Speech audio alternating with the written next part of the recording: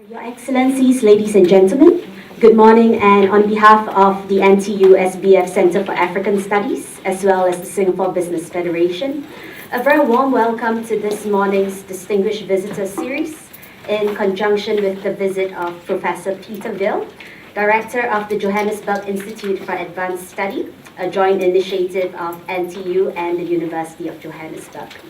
This morning's seminar is titled Political Upheaval in South Africa, the Implications for Singapore Companies. Without further ado, it is now my pleasure to invite Mr. Shabir Hassanbai, Chairman of the Advisory Board of the NTU-SBF Center for African Studies, to deliver the welcome address. Mr. Hassanbai, please.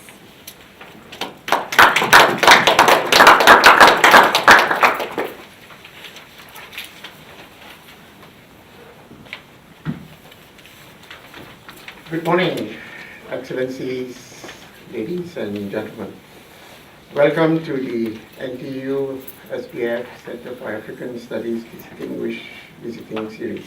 As you all know, I hope that you all know, the Center has been promoting robustly the awareness of Africa, and together with SBF, to educate and encourage our companies tap the opportunities that the continent offers. It is an ongoing endeavor, and over the last few years, the interest and, more importantly, transactional activity has had traction. More of our Singapore ministers are also visiting Africa, and this year we'll also see our Prime Minister making a visit soon, indicating that politically there is a recognition of the potential in selective countries in the continent. South Africa has been and is the only country that Singapore has a resident ambassador since our diplomatic relations in 1992. In 2013, IE Singapore chose South Africa as its first trade office in Africa. And SIA connects directly and as of date is the only service to Africa. In short, both politically and economically, South Africa is important to Singapore. Unfortunately, the news coming out from South Africa lately has been disturbing. Once a standout emerging market economy is caught in the middle of a political hurricane that's adding impetus to a downward economic spiral.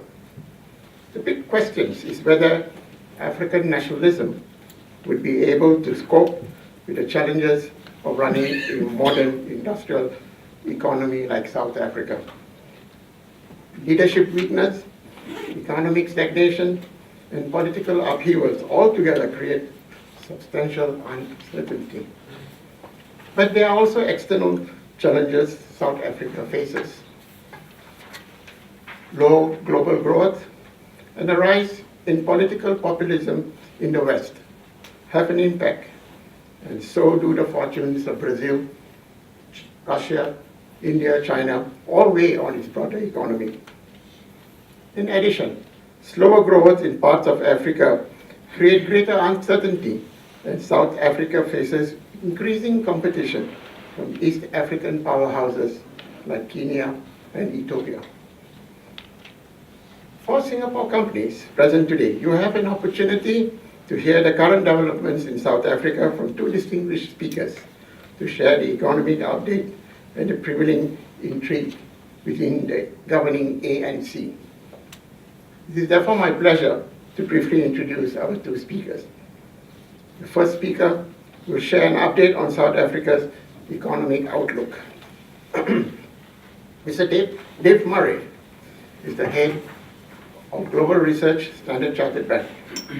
He is responsible for leading Standard Chartered's global research team to provide insightful, relevant research, analysis, and incisive views across the bank's coverage footprint. He joined Standard Chartered Bank in January 2010 as Global Head of Equity Research. The second speaker will look at the political upheaval in South Africa and its implications. Professor Peter Ville He's a founding director of the Johannesburg Institute for Advanced Study and professor for humanities at the University of Johannesburg. He is also a visiting professor in global affairs and public policy at Nanyang Technological University. In 2010, he retired from the Nelson Mandela Chair of Politics, Rhodes University, and he continues to hold the title as Emeritus Professor. I hope, therefore, ladies and gentlemen, you will benefit from their insights. And finally, I wish you all a very productive morning. Thank you.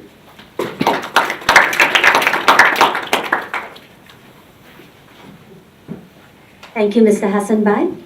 Without further ado, it is my pleasure to invite Mr. Dave Murray, Head of Global Research, Standard Chartered Bank, to provide us with an update on South Africa's economic outlook. Mr. Murray, please.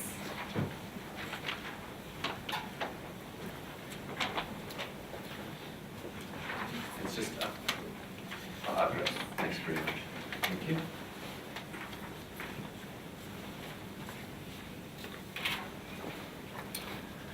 Ladies and gentlemen, it's a great privilege and honor for me to be able to share just a few of my team's views on South Africa. Clearly, I think a bit of a backdrop, perhaps, for what is the main event this morning. Looking very forward to hearing Professor Vale's views on politics. It's much more colourful, fast-moving, and I think will stir a lot of debate and discussion over the panel. So, I mean, clearly the political events, how they unfold over the coming years is absolutely central to many of these macroeconomic forecasts. Let me say at the outset that the forecast risk to some of the numbers that I'll be sharing with you is high, much higher than normal, and precisely because of the extraordinary political situation that has unfolded and continues to unfold in South Africa. Let me also be clear that South Africa's macroeconomic environment has deteriorated over the last 10 years, and we see shorter-term forecast risk definitely biased to the downside. It is true that this deterioration has been mirrored at a global level, at an emerging market level, at an Africa level. But there is no question that South Africa has created some idiosyncratic risks, has effectively shot itself in the foot through some self-made, some homemade policy missteps and developments which are very specific to South Africa. The medium-term and longer-term opportunities for Africa and South Africa remain undimmed. And so I think it's really important that I try and give you a flavor both of what is perhaps more obvious, the shorter-term risks, and certainly the issues which are catching most of the headlines, but also reflect on the fact that there are medium and longer-term opportunities which are mouth-watering. And again, part of the discussion today, I hope, will revolve around some of the solutions, some of the ways which perhaps we can harness some of those medium and longer-term opportunities. So let's kick off by perhaps considering some specific metrics. So if you have a look at the left-hand table, you can see growth remains the biggest challenge for South Africa. So 2016, pitiful growth. We're anticipating some recovery. Clearly, that is driven partly on the back of a global growth recovery. It's also driven on the back of some South Africa-specific dynamics, whether it is a recovery from a dramatic drought, and some small signs of blue sky in terms of productivity improvements. So GDP growth, to be specific, anticipated to be about 1.1%. It's perhaps also relevant that I share with you how those forecasts might have changed over the last couple of years. So going back to the beginning of 2015, we were looking for 3% growth in 2016. So you can see the extent of the unravel over the last 2 years in terms of expectation versus reality. And our 2017 forecast was for 3.2% growth at the beginning of 2015. That undoubtedly is South Africa's biggest challenge. Growth is elusive, and although we're seeing a tick up, it's off a very low base, and it's not sufficient in terms of driving some of the investment demands that are required to get South Africa out of what is a little bit of a downward spiral. CPI, if you look at inflation, looking as if it's on a positive trend into 2017. Again, that's on the back of pretty specific reasons. Partly currency recovery off a very eroded base year on year. Also, food inflation coming down on the back again of a dramatic recovery from a deep drought situation. Policy rates, we're not expecting too much movement. The Rand, pick a number, incredibly difficult to forecast. For what it's worth, we're looking at end 2017 Rand of 1360, Rand dollar. Current account balance, still facing a deficit, both on the current account front and fiscal balance. Fiscal has been an area where South Africa had made some progress. There had been some discipline. Clearly the risks there have risen with some of the recent changes to Treasury and some of the policy statements that one's seeing coming out of Treasury. And I suppose on the balance sheet front, the big risk, the big issue, which my team are keeping a very close eye on, is the level of debt. So debt having risen from 20% of GDP, and this is net public debt, sitting currently at around 48%. A dramatic increase in debt levels. And when you twin that with some of the pressures that are overlain from a debt cost perspective, with the credit downgrades, increasing cost of capital, that becomes a really, really serious problem. So, as I say, in terms of some of the key metrics, just to be upfront, we have got a very weak growth recovery, clearly not hitting levels anywhere close to what we would consider as a sustainable growth rate, which would get South Africa out of what is quite a serious and has been a negative macroeconomic situation. Okay, I thought in the interest of time, and I'm only going to be talking for another 10 minutes or so, I thought it would be useful to paint perhaps a bit of a SWOT analysis, just highlight some of the issues from a broader macroeconomic perspective which we see as key. And it's far from a conclusive list, and it's slightly random, but I think this will feed hopefully quite nicely into Peter Vale's presentation and also into the panel discussion. So I thought I'd turn the traditional SWOT on its head, trying to be an optimist.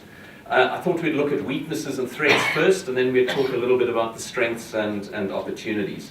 So I highlighted, or I picked 8 current weaknesses. The first is the weakening of South Africa's institutions, obviously relating to a lot of what has been capturing the headlines over the last 12 or 18 months, concerns around state capture, centering around the president and his relationship with the Guptas, both from an influence and involvement in policy making, but also key ministerial appointments, questionable business dealings, and contract awards. So sort of broader governance issues, weakening, and accountability falling. So, words like nepotism, corruption, incompetence, centralization of power, associated with a much more fragile set of checks and balances. So I would highlight that as one of the weaknesses. Secondly, an entrenched ruling party that again undermines democratic institutions. Interestingly, usually with a dominant ruling party, as has been the case in Asia, it often helps long-termism in terms of policy making. Exactly the opposite evident in South Africa currently. Vast income and wealth inequalities, a huge, huge issue that isn't going to be solved in the short term. But clearly, South Africa's pretty much worst Gini coefficient in the world, 10% of the population, the wealthiest 10%, owning about 90% of its wealth and about 55% of income. Clearly, that's a massive weakness. Vast income and wealth inequalities is something that is likely to be around for some time, but requires a much more efficient, detailed, and disciplined set of policy responses. Fourthly, declining creditworthiness, massive threat. SOE debt and the funding of that, huge guarantees, about 500 billion rands worth of guarantees that government offers SOEs. Huge pullback in terms of the investment opportunity and the development need that is required to be funded. Poor product market competition, competitiveness of South Africa weakening. And perhaps just to share on the credit front, quite an interesting slide. This is not obviously particular to South Africa, and it's only looking at one of the rating agencies, Moody's. But you can see the black dot is currently where we're at. And so South Africa, you can see a move, and we're likely to see a further downward move from Moody's. But across the board, with the exception of Zambia and Ivory Coast, the rest of Africa also facing massive credit pressures.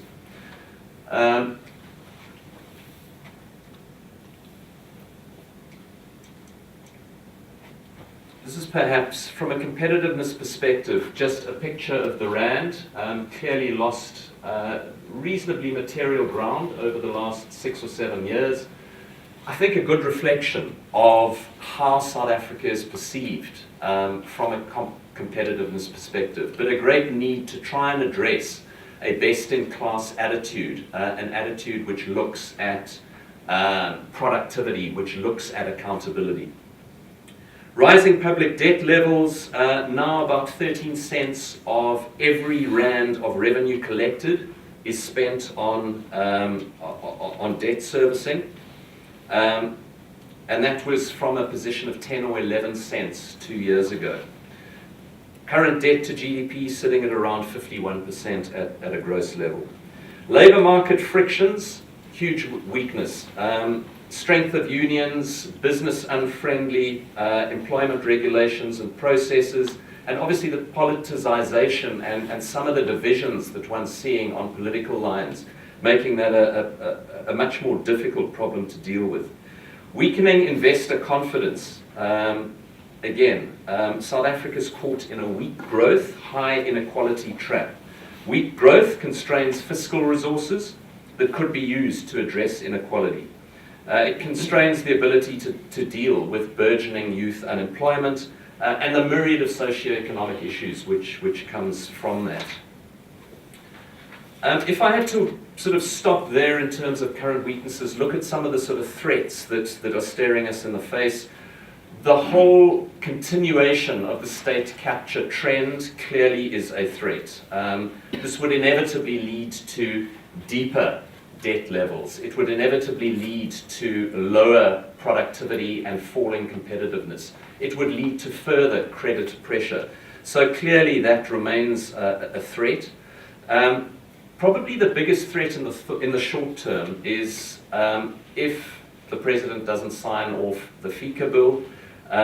If South Africa is declared non-compliant by the Financial Action Task Force, and they will be ruling on this middle of June, that would have massive implications, okay, not only for the country broadly, but specifically for our banks in South Africa. And finally, perhaps I'd highlight the deliberate re-racialization and tribalization of South African politics and society.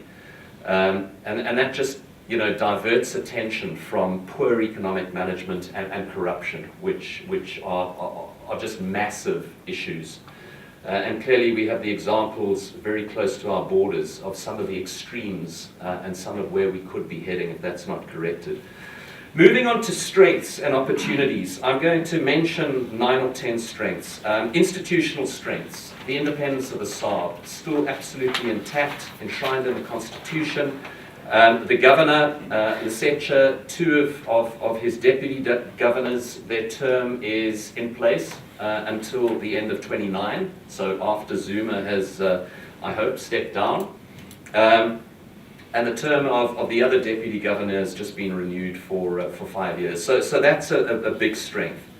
A well-developed financial sector, globally competitive banking sector, deep, broad financial markets, still definitely a strength.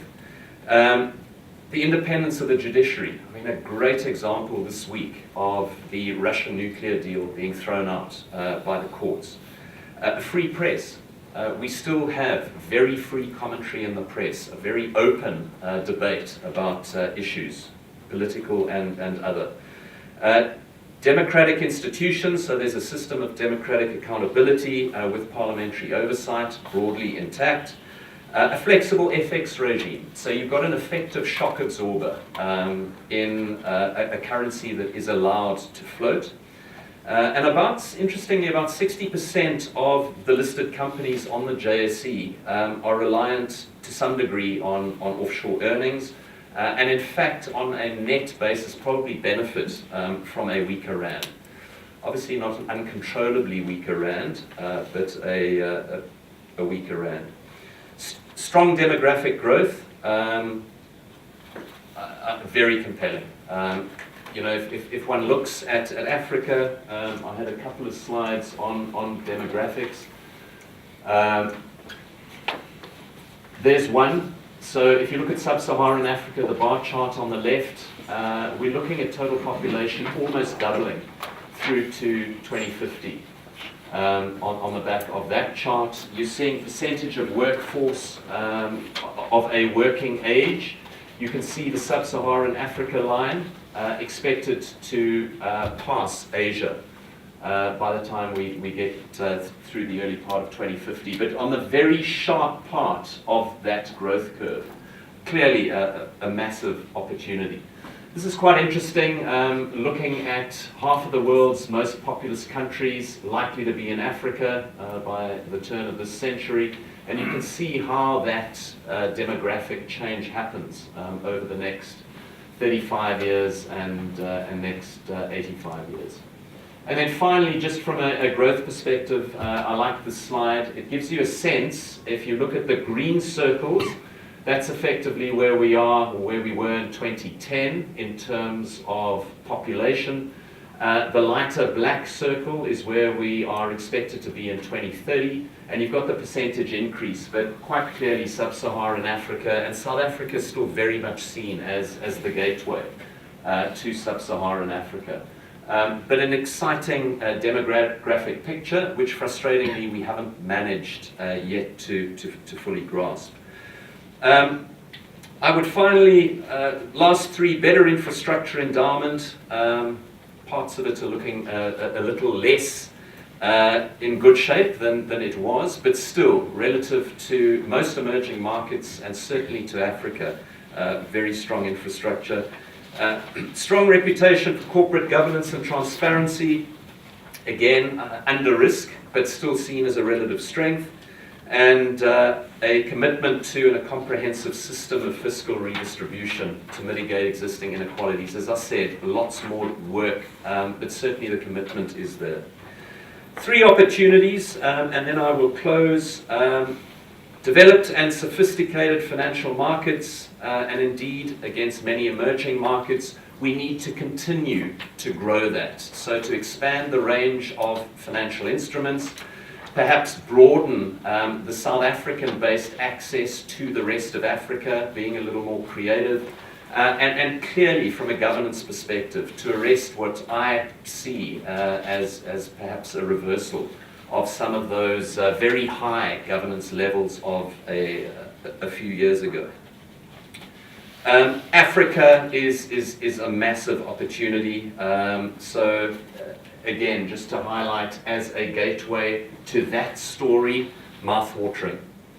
And finally, I think the building blocks, if we see material political change, the building blocks to sustainable growth, most of them are there. Relatively low foreign debt, And although foreign currency denominated debt is only 10% of public debt, foreign investors own about 36% of rand denominated government bonds. We've seen healthy positive portfolio inflows. The missing link is clearly fixed investment flows. So as I say, the building blocks are there, and I think in conclusion, I would just ask all of you to actively participate in what I think is going to be a really interesting discussion about how some of this opportunity might be unlocked. And I think the biggest key to that is going to be in the political machinations and the political changes to environment over the next 3 months, 6 months, 2 years. So I'll leave it there and hand back. Thank you.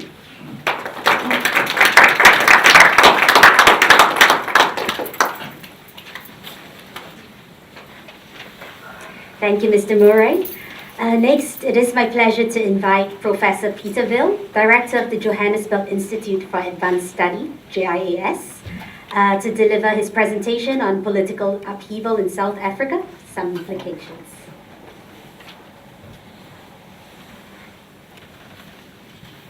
Thank you very much, and I do appreciate you organizing this. Actually, I kind of came up here and thought to myself, well, I think we should just immediately go into the discussion, because clearly when I was not looking, Dave Murray stole my speech. But since I'm here, maybe I should make 1 or 2 points now. Do I just press the enter button? Yeah. Okay, so let's go. I thought I would just start by saying 1 or 2 things about this institute that I'm heading, because in a way it kind of tries to grapple with processes of social change. A lot of this conversation, as Dave made clear, is the interaction between economics and politics. And one of the things that I'm trying to do in this institute is encourage people to begin to think in cross-disciplinary ways.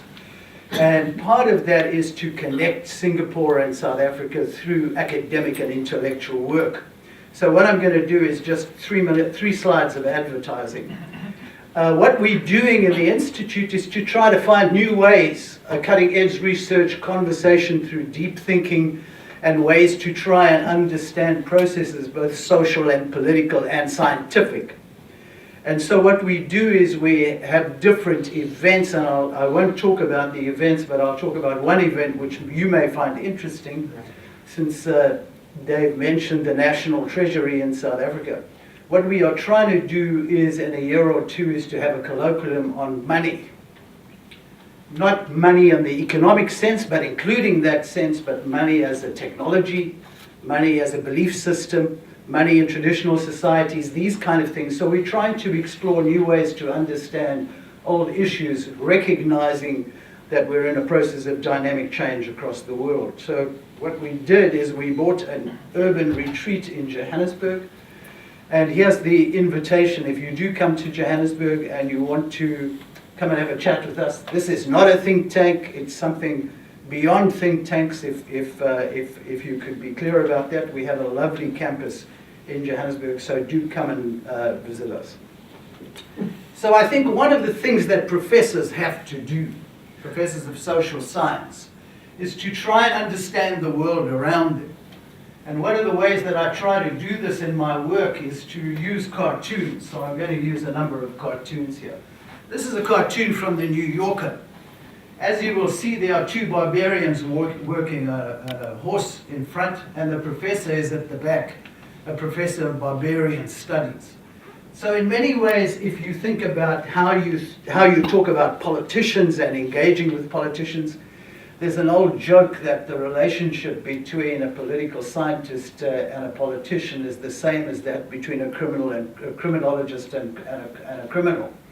So what I think we're doing is we try, people who are political scientists like I am, are trying to understand the complex process of politics. Let me turn now to try to explain what I think is going on in South Africa. I think the most important thing one has to understand is this quote from William Faulkner. The past isn't dead, it isn't even past. South Africa remains in many ways mired in its past. And there are various interpretations of South Africa's past. Even when we think we're escaping the past, as we did during the Mandela presidency, we are continuously hobbled and held back by that past. And often people return, and I'm going to make the point during this presentation, often people return to that past to try and interpret the present. So this is a particularly important thing to hold in the back of your mind, that the past continues to haunt South Africa in many fundamental ways. Crisis, what crisis? I think Dave put his finger on it. The first is the rating agency crisis, which is a crisis you would be interested here in this room. Bankers would be interested in it. I think there is a crisis, and people have been not talking sufficiently about the extent of the crisis. Although Mr. Ramaphosa, who will feature in this presentation, I understand he was here some weeks ago, even he now is talking about the crisis. 2-3 days ago, for the first time, he talked about the crisis. And I think that's a hopeful sign. The second issue which feeds into this is presently a deeply divided government. Not only is the party divided, but I think ministries are divided too at the moment in terms of loyalty and the way that they are proceeding through the governmental process. Inside the parliament, I imagine that the ANC is deeply split, almost at individual level right now. Do they maintain their loyalty to the president, or do they go for the option of change? And I think you've got to understand that this is a parliament of some 400 people who have never had a job anywhere else. So this is their careers. And they know that their careers and the fortunes of themselves and their families are tied up to this issue. South Africa's parliament, like many parliaments across the world, is not known as a parliament of intellectual giants. It's in many ways a kind of killing fields for people with political ambition. And I think that that is a really important issue that one needs to think about. Across the country, there have been nationwide street protests. And I think the question here, which Dave touched on, I told you he stole my speech, is the question of what does this mean for civil society? Can we have a return to the civil society which effectively brought apartheid to its knees?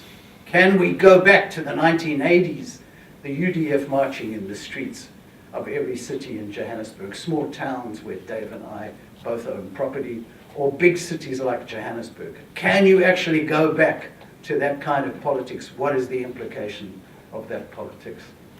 And I think Dave also put his finger on this. I think an almost total breakdown of governance at various levels. Inside government, although it is not spreading to the corporate sector yet, although the state-owned enterprises, what Dave called the SOEs, I think are badly affected by this question of governance. And there is a complicit part of the fight for the soul of the government, and the ANC is taking part in these state-owned enterprises. South African Airways particularly is one, and another really important one is the electricity developer called Eskom. This is where the struggle for part of what's going on in the country is taking place. So what I want to do here is talk about some general themes, and I want to begin with the question of legacy, not because I'm a historian, but because I believe in William Faulkner's issue that essentially we are captured by our history, and we have to find a way of reinterpreting this particular history. The second thing is I want to talk a little bit about reconciliation, because all of us at the outside and even inside the country too believed that reconciliation was an easy process.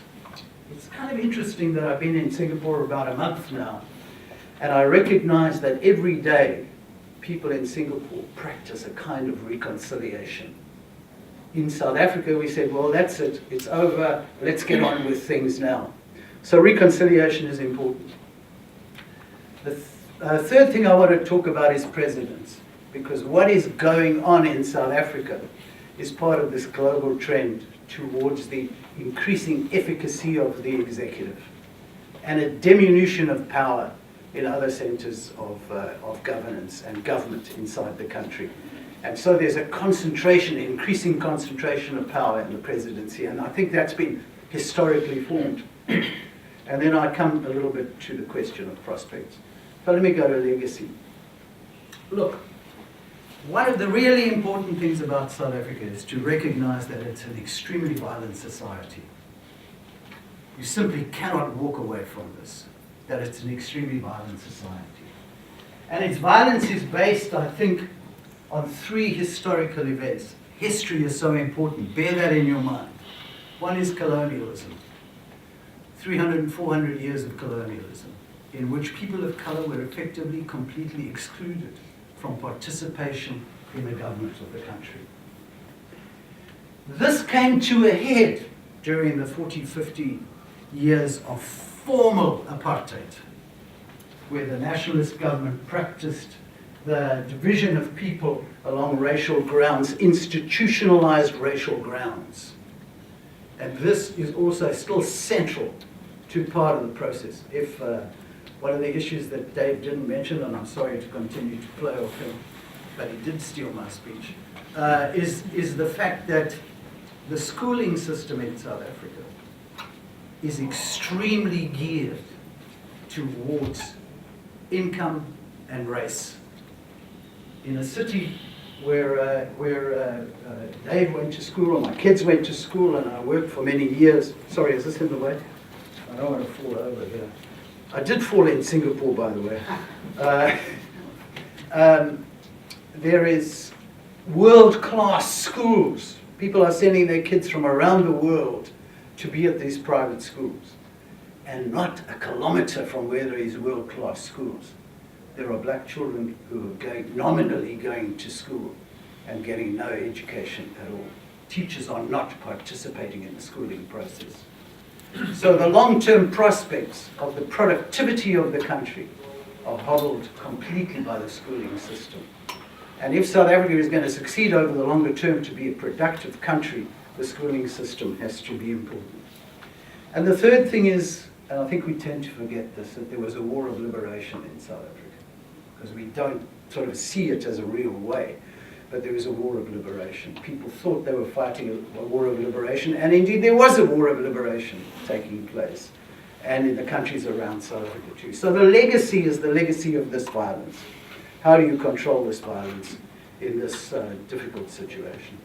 Let me go to reconciliation, because I think this is probably where some of the deepest misunderstanding takes place in the present situation. Firstly, you remember that when the change happened in South Africa, it took place against the backdrop of the fall of the Berlin Wall, the end of communism, that kind of thing.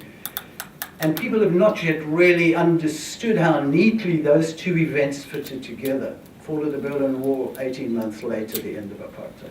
These are really crucial events that took place. And in many ways, South Africa emerged as the miracle, a miracle. People called it a miracle. And the question of taking these words and putting them into the South African lexicon, I think had a deeply... Have I done something wrong?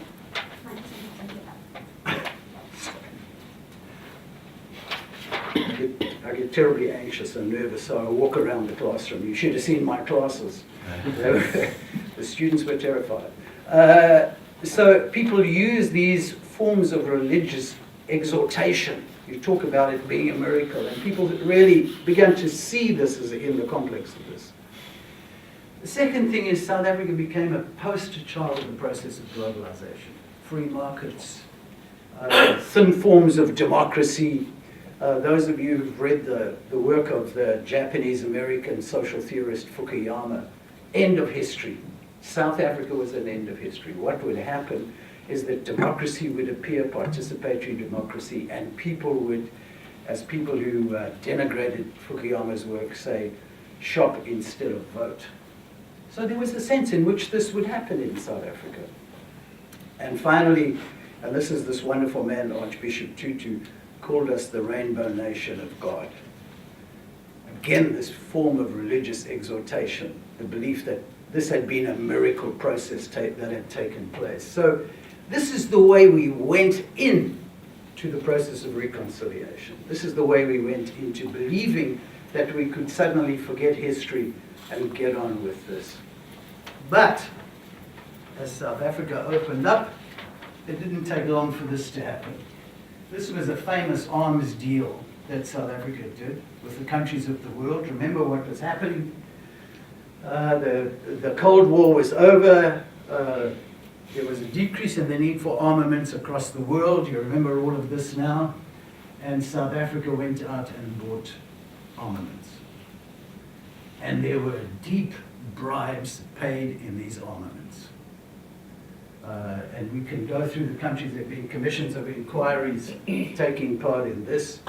The Public Protector, the Auditor General, the National Prosecution Association looked at these and said, actually, there's not been too many bribes.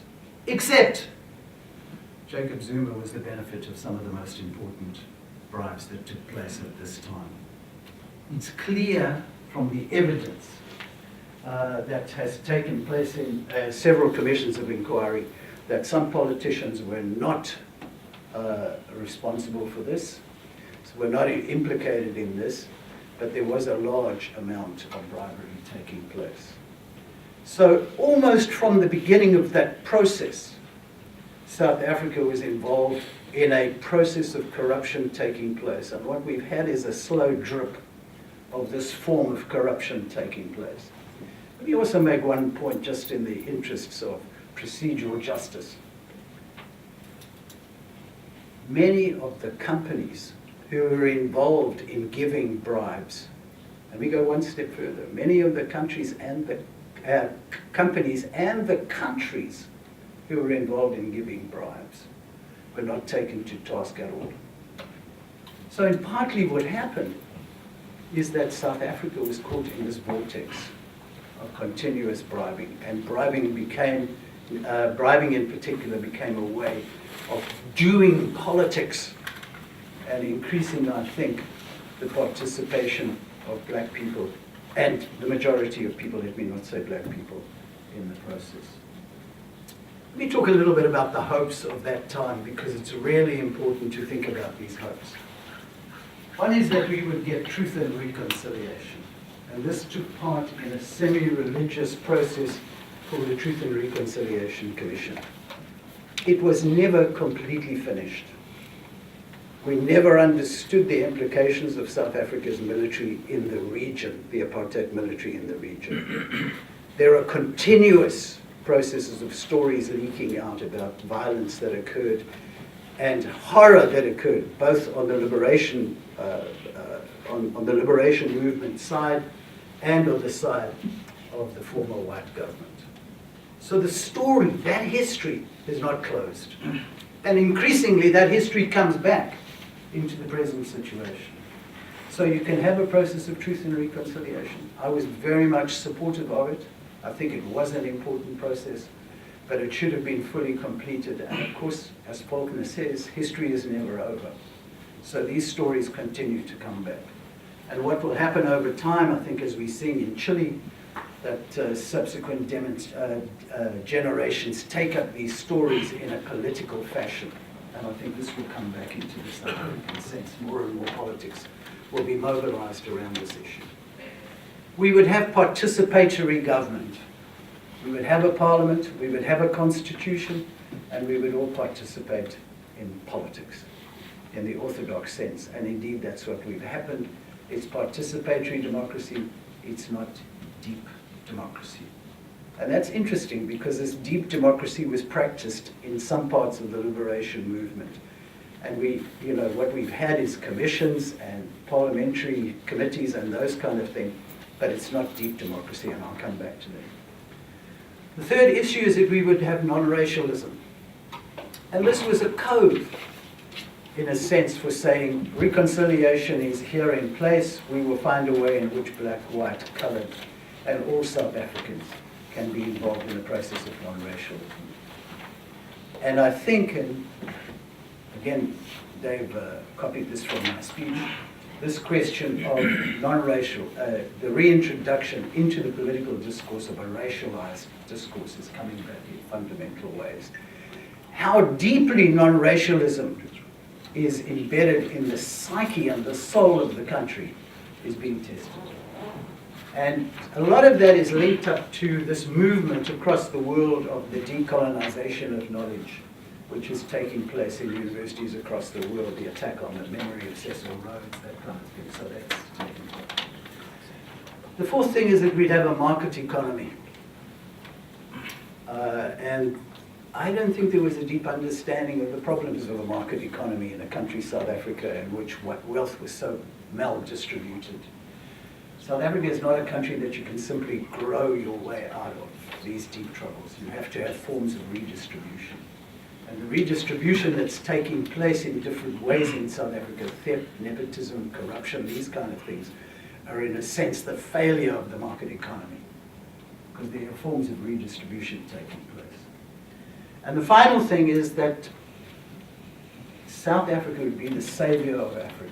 In other words, we would look at South Africa and the South African model would become the model for Africa. Well, that has clearly not happened. Just look next door, north of South Africa, in Zimbabwe, an old code of African politics continues in big man type politics. Now, we can have an argument about what's going on in Zimbabwe, but the essential thing is that the failure in Africa, or the achievement, depending on how you look at it, of African societies to embrace democracy and or market. Now the picture is very uneven. This is a generalized statement, but we can go back to that conversation.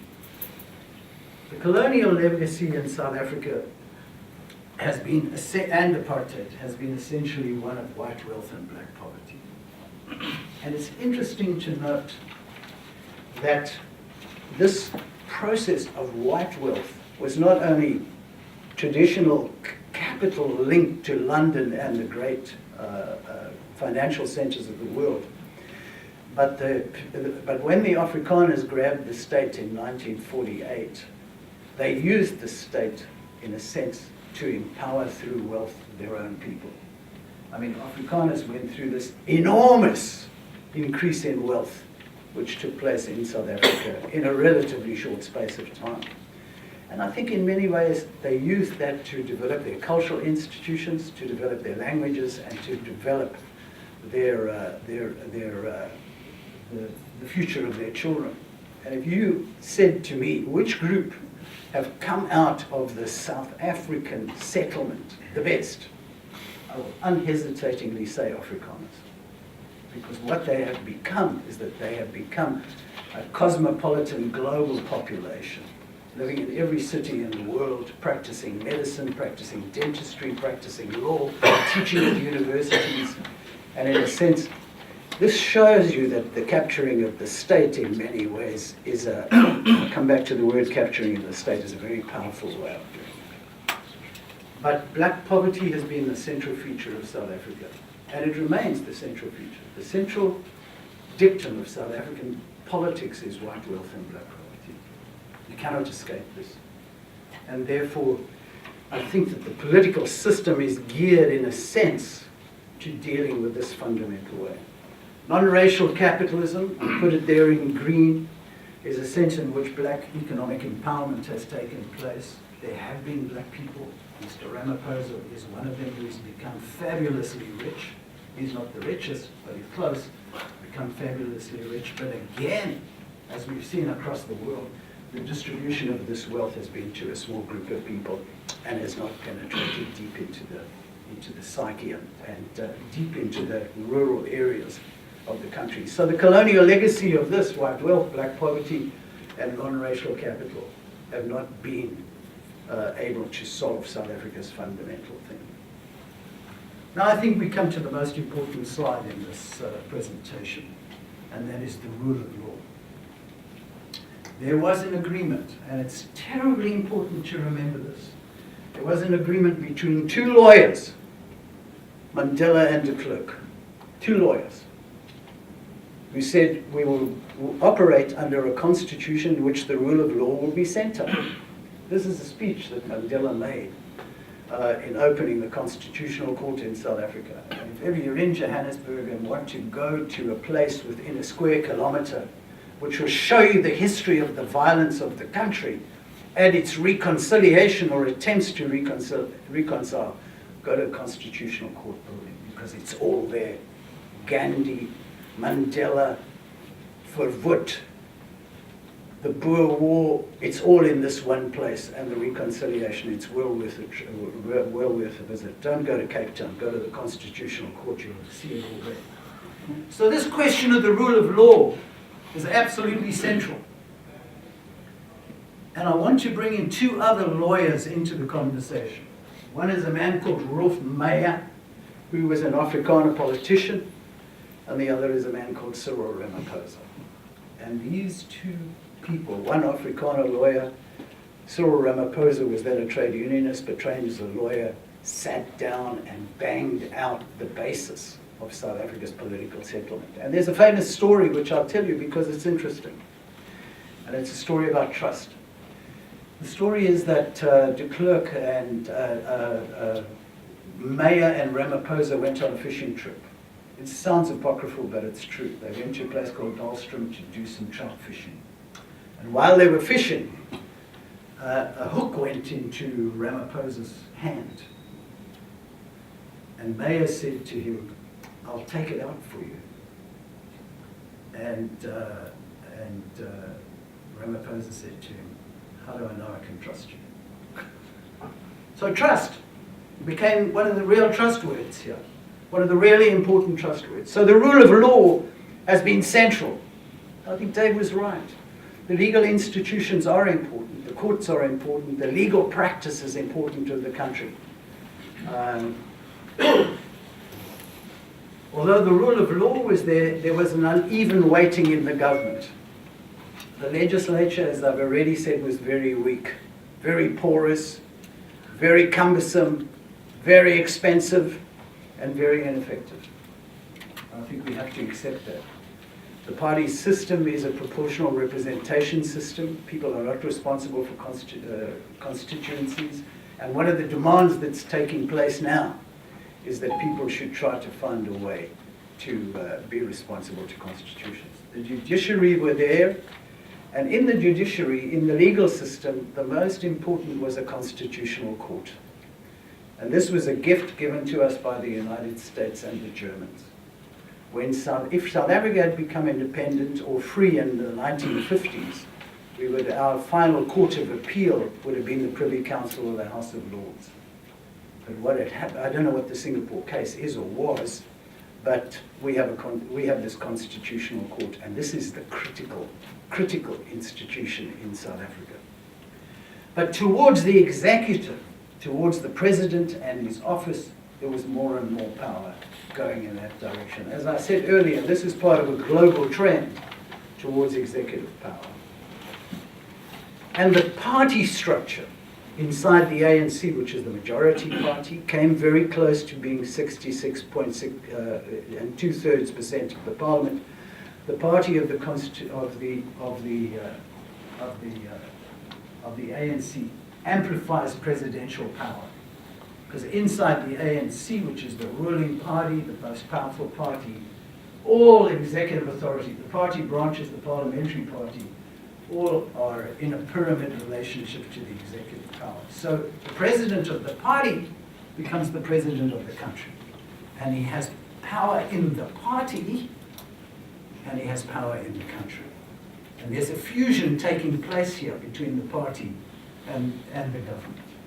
And I think that one of the things we have to do, and one of the positive things of the ANC, there's some positive things, there's some negative things of the ANC, and one of the things the ANC has to do is consider its own party system, how it operates as a party.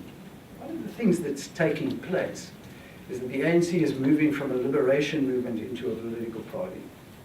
And it's difficult to undergo these kinds of change because people's expectations are of a certain kind.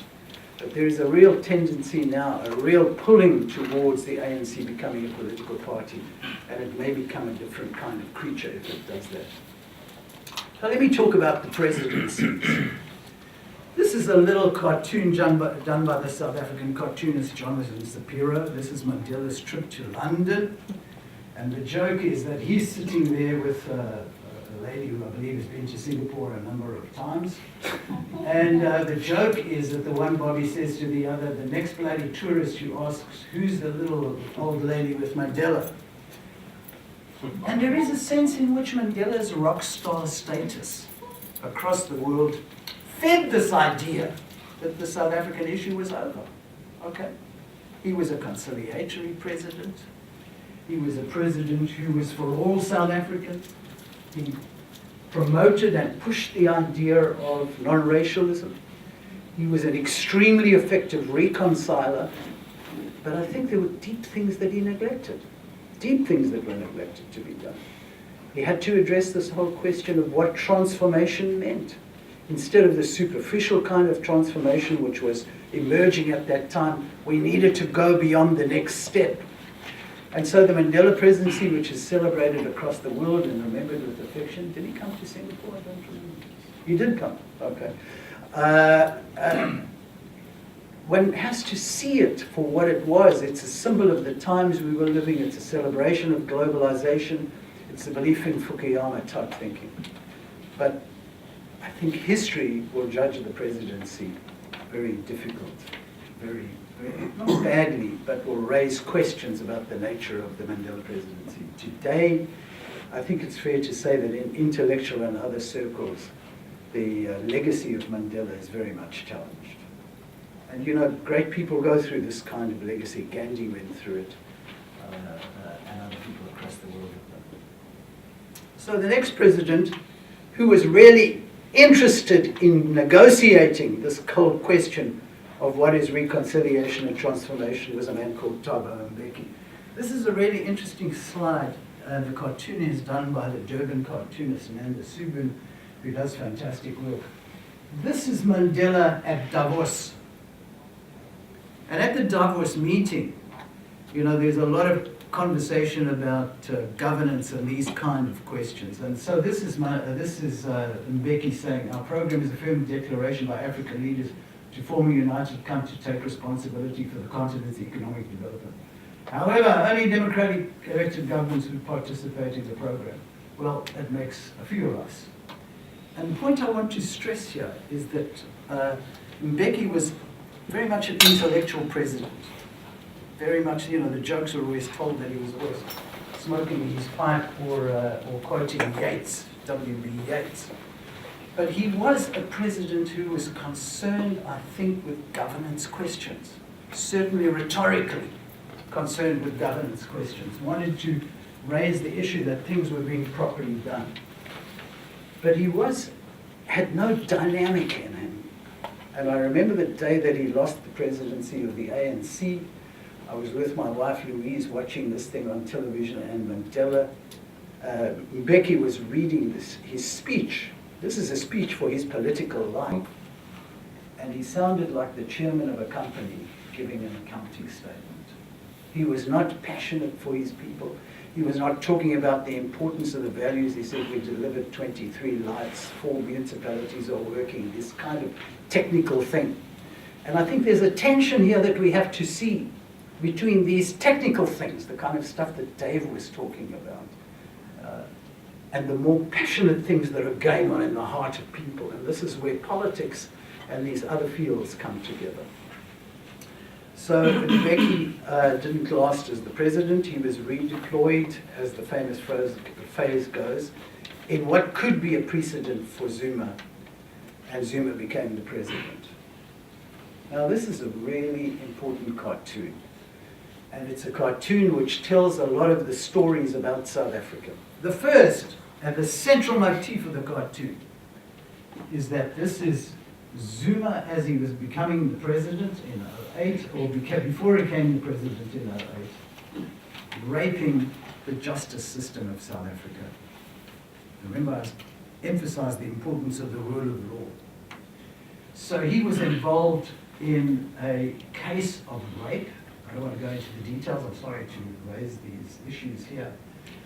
But those people who are holding him down are the tripartite alliance. COSATU, the trade union movement, the South African Communist Party, the ANC itself, and the ANC Youth League in the face of Mr.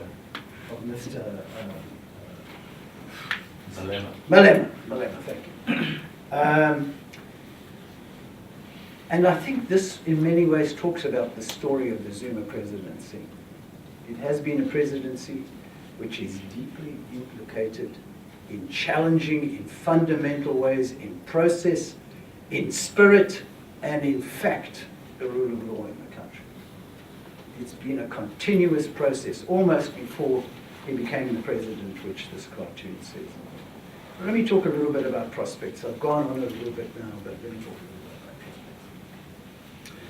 Corruption and nepotism have been central in the discourse of the country, and it's very important that this discourse has come to the fore, that we talk about corruption and nepotism in the country. The free press are pushing it, the cartoonists push it, people push this issue. It's very important that we are talking about it. In other African countries and in other countries across the world, these kind of conversations never take place, but we talk about it. So there's a form of self-reflection. The second is the arrival in the country of the Gupta family. We can talk about that during the session. Thirdly, the executive presidency has slipped, like many countries in the world, into a form of quasi-authoritarianism. So the president is not accountable to people. He continuously aggregates to himself the authority and power to do things. And there's some proposals now to make the executive even stronger. And it's going to be interesting to see who wins the succession, because that will see what happens inside the presidency. The fourth thing, which is really important and may well be his undoing or his success, is he's now trying to manage the succession. So he's in a process now of trying to find a way in which his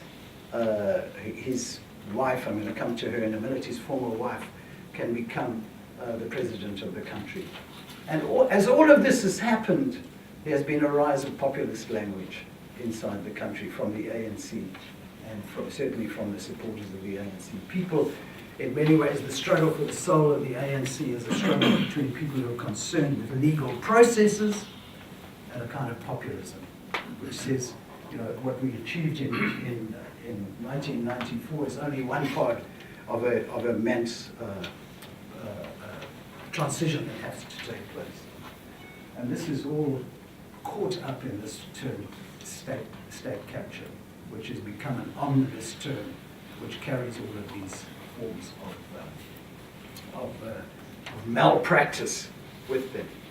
And I think that you could add to this a whole bunch of other things which are caught up in the process of state capture. The fact that his children are being appointed to particular kind of jobs, his wife is in the succession battle. Even the Constitutional Court was corroded by this, but some 10 or 15 years ago, by Zuma's attempt to capture the state. I want to just, and I'm moving towards the end now, I want to just talk about two bits of rhetoric. One is radical economic transformation, which has emerged now as part of the populist conversation. And I think we need to think of the term, because the term is often the term which mobilizes people in the streets. And some of the questions are never asked. So in the blue box, we have to ask the question of, what does this mean? What does radical economic transformation mean? Does it mean that all rich people are just going to stand on the side of the street and give money to poor people? I think it's important that we question these terms. And there is no definition or no way of dealing with it. And that's linked to the how question. How would you do this? How would you do radical economic transformation? Increase taxation? As Dave suggested, if you have increased taxation, companies will simply leave the country. and you know this better than me. In the next block, we have this question of competencies. And I think some questions have to be raised about competency inside the government to do things. There are real problems of competency because I think the process that's taken place in the country is redeployment of ANC loyalists. And one really has to face up to that issue. And the third thing is this question of constraints. What are the constraints on this, international and local constraints on this? How far can you go? How far can civil society prevent this? So my point here is that radical economic transformation is a central political plank of the government, and I don't think anybody questions it. We have to ask these deep questions around it. The second thing is the reintroduction of the racial question inside the conversation. It's white monopoly capital. And here again, it's a form of dated rhetoric. It's racialized and it's dated. And the problem is, how do you fit this racialized rhetoric into contemporary politics, not only in South Africa, but across the world? How are people to understand this? It's linked, I think, importantly to the question of identity politics. Can you have a resurgence of identity politics in South Africa? Can blackness and whiteness become a really deep mobilizing factor? And that links back to the conversation we had earlier about racial politics. And how do you measure the success of this? Just take one example. It's not my example, it comes from someone else. The land issue is central to this conversation, redistribution of land. Now, who would want to be a farmer? Who would want to be a farmer? There is no money in farming. It has to be organized in fundamental ways, but people going back to the land kind of return to the philosopher Rousseau and people like that there's a glorification of going back to the land. This is something that I can't see in a modern economy. And I can't see success. There's symbolic reasons. You can sell the land, which is what's happened in this process, but I think it's difficult. I mean, a very dear friend of mine is the Minister of Land Affairs, Kunti, also a Grahamstown guy. I think this man has the worst job in the world. Because what will you do with land if you return the land to people? Will they actually go back and become efficient farmers? The answer is no. It's a way of recirculating capital. So I think the question of how you do all of this is really important. And I think that the failure in these two central political planks to explain what you're doing is one of the things that we should think about. So at the center of the conversation is how do you get rid of Zuma? One is, can you prosecute him? This is a very clever person who has gone back and forth in extremely cunning ways. And I think it's not unfair to call politicians cunning. I think you can call Trump cunning. Can you prosecute him? Can you go through the courts? And there are forms of prosecution going now. There is some conversations about getting him on the arms thing or the Nkandla thing. Can you remove the president by that? Can you have a no confidence vote in Parliament? Can sufficient ANC MPs stand up and vote against the president? I think the answer to that must be no. I think when they bring this to the Parliament, we will find that there are ways of mobilizing. And part of that mobilizing has been money changing hands. I think you've got to say that. The fourth option down at the bottom left-hand corner is the process of impeachment. There is impeachment provisions made in the Constitution, but I don't think if you can't vote him out on a no-confidence debate, you're never going to get him out on impeachment. And finally, he resigns or the term ends. And I think probably the prognosis now is that he won't resign and the term will end. So that raises the big question of successors. So here is a little matrix of people who I think, are likely successors. One is his former wife, Nkosazana Dlamini Zuma. She is a populist, or has emerged as a populist. She is quite an effective manager. She managed the Department of South Africa's Foreign Affairs Department of International Relations and Cooperation well. She also managed the health department in the country well. She's a qualified medical doctor. She was the president of the African Union, which is Africa's ASEAN, where she had a more mixed record. She is divorced from Zuma. She has 4 children with Zuma. And they're very nice kids. One of them was in my class, actually. But she and the presidency is what stands between Zuma and prison. And that's why it's absolutely vital that he has to get someone who is friendly. And that's why she has started effectively running for the presidency. And it's extremely important, I think, to recognize that in ANC traditions, you never run. There's never a kind of running for the job. But we've now reached a position inside the country, which is why Ramaphosa 2 days ago said he would now run for the job. She has started running for the job, canvassing for the job.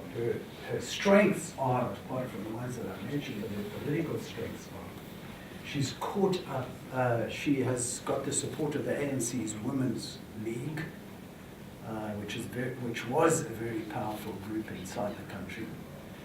She has the support of the ANC Youth League, which was also very powerful once. But as the power of the presidency has grown, these institutions have got weaker. And I think she probably has a lot of rural support.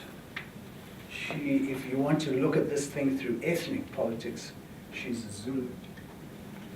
They are 30% of the country's people and are extremely powerful.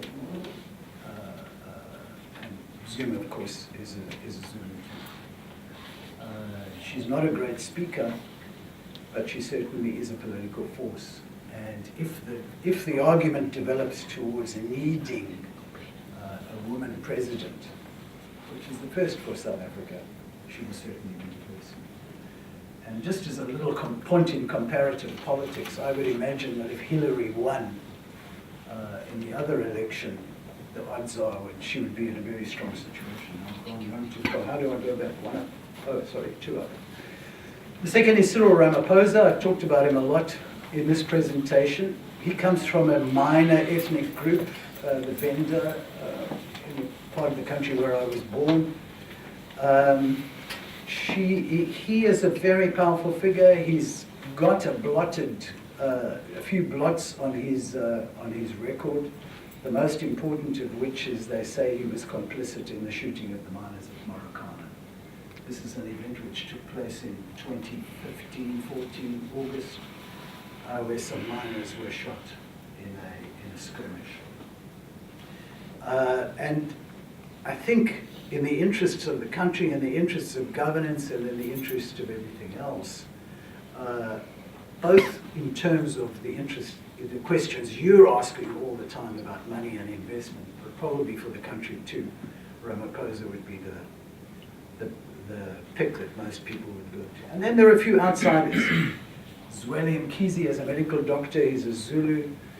He's the Treasurer General of the ANC, and I think he's probably, if there is a split right down the center of the ANC, Mkhize is probably the one.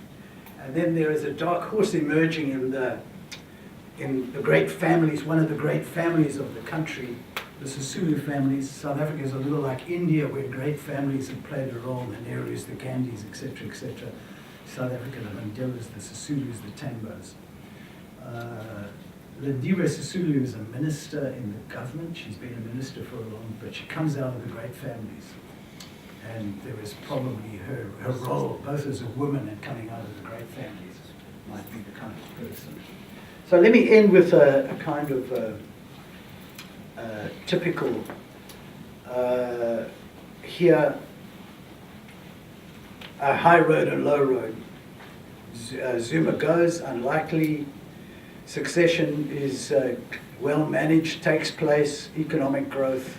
We go, I think, on a high road. This is a high road not without many, many obstacles, including, of course, the long-term obstacles of education, productivity, those kind of things. The Zumarites win, declining growth, increasing gaps of wealth between rich and poor, widening civil unrest in the country, the ANC splits. Let me just make one final point, which has been in the back of my head since I wrote this thing, and that is the relationship between the ANC and South Africa is like a bad marriage. You can't live with the person, you can't live without them. And I think that whatever happens, the ANC are going to continue to play a role in the government of the country. Always, you know, as they say about the French rugby team, it depends which team pitches up. So you don't know which ANC will arrive at the table. And so the succession will take place, a succession process will take place, and it's the question of which ANC has won the battle for the soul of the party. So thank you for listening to me. This is another shot at my institute. I left some pamphlets outside. Let me invite you again to come and visit us. And I want to thank the person who helped me with the slides. Thank you for listening.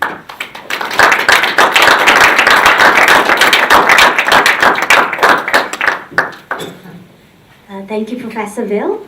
Ladies and Your Excellencies, ladies and gentlemen, we have come to the panel discussion segment, and it is now my pleasure to invite our distinguished panelist and moderator up front. We have with us Engineer Louis Tate, Managing Director for Africa of Sabana Jurong Consultants, as well as our distinguished speakers earlier, Professor Ville and Mr. Dave Murray, as well as Mr. Ranveer Chauhan, Managing Director of Olam International, and Mr. Sean Pike, Councillor at the High Commission of the Republic of South Africa in Singapore. Gentlemen, please. Thank you, Professor, for a very interesting discussion. Myself, the company that I work in has very extensive interest in South Africa. We have offices in Victoria, Johannesburg, Cape Town. And our operations there have been there since 40 years. We have been through the crisis for that. So the question now being asked, I think by us, let me start the ball rolling. So far we hear it's always ANC. What about the opposition? How credible are they? We understand, of course, the opposition has already taken Cape Town. Johannesburg is also run by an opposition. I mean, they seem to be making inroads. How credible is the opposition in this political situation? Are they in a position to form an alternative government? Or do we have to wait it out until we are stronger? Perhaps you can enlighten us. Is this for me? Yes.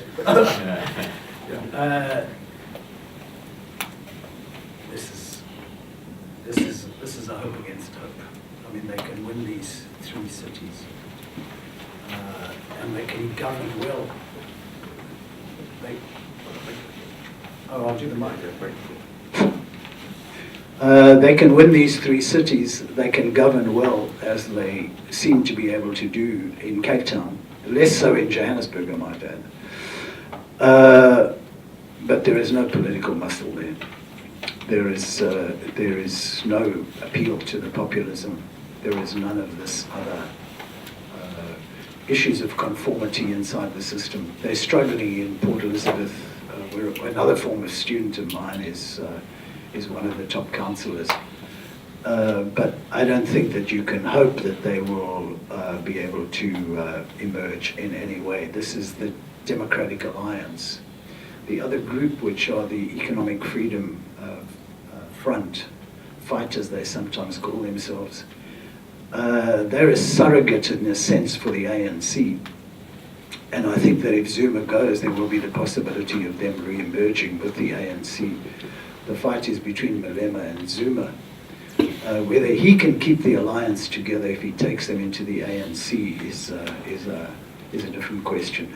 But I wouldn't hold great hopes out for this. This has to be a kind of split inside the ANC, and the split is taking place already in what people are saying in terms of the unions, in terms of the Communist Party, which is a kind of code word for something else. The Communist Party, these people are splitting, but I'm afraid the bad marriage continues. This is yours. Questions from the floor? Shall we? Yeah, microphone. Thank you, Professor Wade, for a mind-blowing presentation, and of course, Dave, for an excellent presentation too. I was a student during the anti-apartheid activities in London. I used to go and stand outside the South African part of this movement that, get Mandela out and all that. I really liked your presentation. I always wondered if, and Mandela only had 5 years, I think, right, of his presidency. I was always wondered if Mandela was released much earlier, and he would have actually put into place a better succession plan, a style of government, the right institutions, governance, and all that. I mean, we all know he was a very visionary person. Would that have changed? I mean, would Africa would be in this situation today if Mandela, say, was out of imprisonment and maybe 30 years or 20 years earlier? What do you think? I mean, I like what Mr. Falconer said. I mean, the past is never end. So I think let's go back and look at this. I don't know, maybe you may have thought about this. Maybe you'd like to share if things were different. I know it's very wishful thinking, but a lot of water has gone under the bridge. But what do you think? Counterfactual questions like this are always difficult to deal with. An interesting counterfactual question, which is the opposite of that, and I'm not dodging the question, is what if this had never happened? And that I've thought about, and I'll tell you what it is. If there had been no settlement, South Africa would be Syria. If there had been no settlement, South Africa would be Syria. And I think that's the way we've got to think about this thing.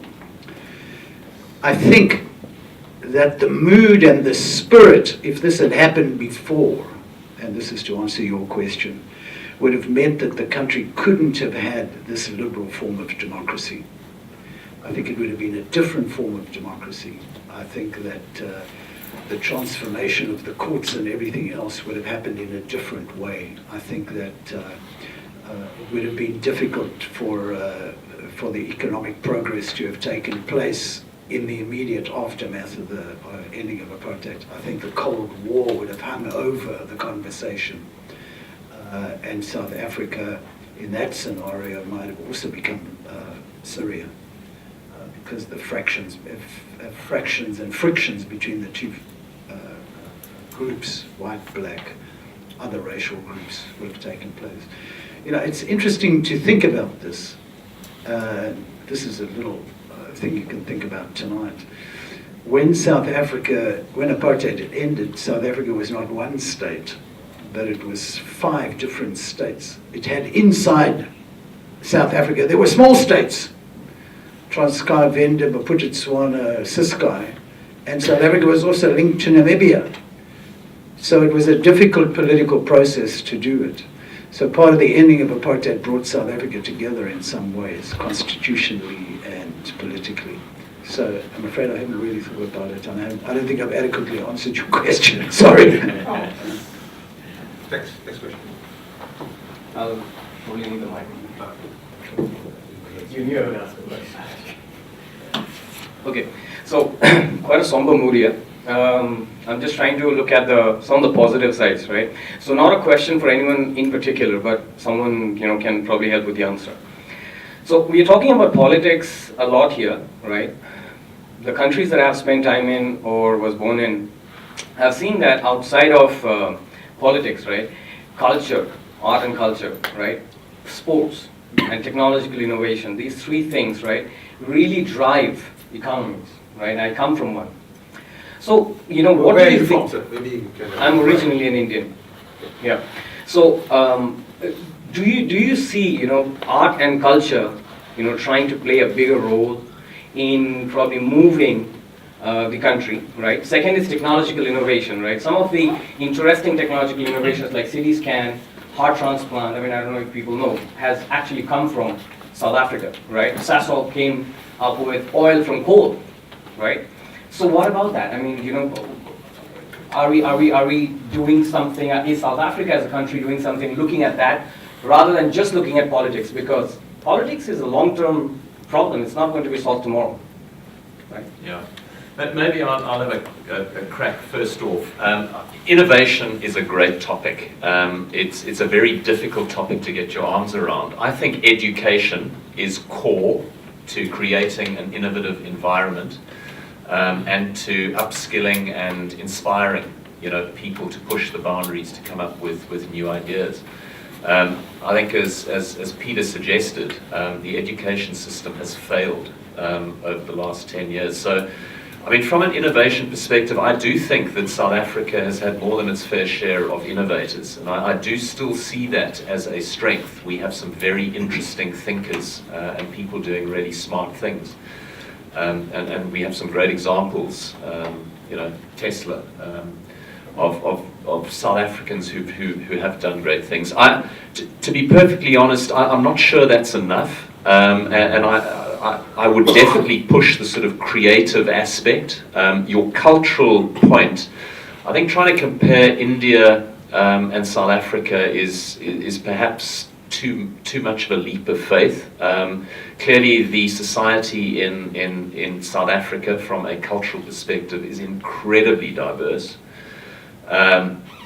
Definitely there are aspects of culture, and I think, you know, Mandela used the Rugby World Cup. He used sport incredibly creatively in a single gesture to get what had been a very uncertain part of the population suddenly 100% on sides. So the issues you bring up are definitely relevant. But I do think the political overlay in South Africa is so extraordinary, and it is so all-encompassing in terms of you know, how South Africa moves forward. I'm not sure you can ever leave politics out of it. That has to be a major part of it. Yes. Finish, Ibrahim. Yep. Finish the conversation. Yeah, no. You, anybody else? Or anything else to say on the panel here? No. It's a great question. I think that cultural melding, which is taking place, I mean, every little city in Johannesburg, in South Africa, has some sort of a cultural event. There are more festivals in South Africa than there are anywhere in the world. This week, next week, 2 months' time, there's a huge festival taking place in a little city that Dave and I know called Grahamstown, which is a massive melding, mixing of different cultures in South Africa. But there's a competitive thing going on, and this is part of what you will recognize from India, is that there is a traditionalist and a modernization blending going on here. It is happening in South African music, which is emerging in different ways. My child, I'm sorry to raise my child's, well, she'll be sorry that I raised her name here, is a social activist and an academic. And she has spent a lot of time in South Africa's nightclubs. She's writing a book on South Africa's nightclubs. You know, she went to all these universities in the world and I said, what are you going to do? She said, I'm going to go to nightclubs. So she's writing a book on South Africa's nightclubs, and she reports from nightclubs about how this melding is taking place, identity is shifting in certain ways. But she's also very clear that there is a monetary underpinning of this, and that not racial profiling, but racialized participation takes place in these nightclubs. So, of course, culture is one that we should look at. Innovation, I think Dave's touched on that. Education is the crucial one. I mean, these kids are coming out of Model C schools or these private schools are understanding that you've got to live together. One of the other tests is interracial marriage. That's the next step. And all of this, as you know from the Indian experience, takes a lot of time. Sure. Thank you. I just wanted to talk a little bit about innovation. Of course, it's driving the economy in South Africa. I mean, we're seeing more and more participation from startups. And some of the regions are generating hubs. But it comes back originally to the education. We need more investment in our education systems to improve them and deliver better outcomes to the students themselves. And we're very lucky that the Singapore Teachers Union is actually engaged in the schools in South Africa in helping to train teachers. And the schools where those educators are involved are actually having much better outcomes than other schools. So we're hoping to expand that program. I think that's just something that's important. We're seeing a lot of involvement in these areas. And I think Louis knows, because he's always one of the people that we deal with. We've had about 8 delegations come through Singapore this year, each to look at different standards and trying to improve benchmarks in South Africa, understand Singaporean processes. Not that we're going to import them completely, but we do want to utilize best practices. And so we've had parliamentary delegations and some of our provincial governments as well. And they've looked at various sectors, but education's always been very important for us. Thanks. Yes. Thanks. What Sean said just answered one of my questions, because Where are you from, please? I'm from now or before. Your name and where are you from before? So I just was invited by Johan. I'm a private person. I'm studying innovation at SMU, and that's interesting, this discussion we had, because I do think it's a crucial thing in terms of economic growth and things. And one of my questions was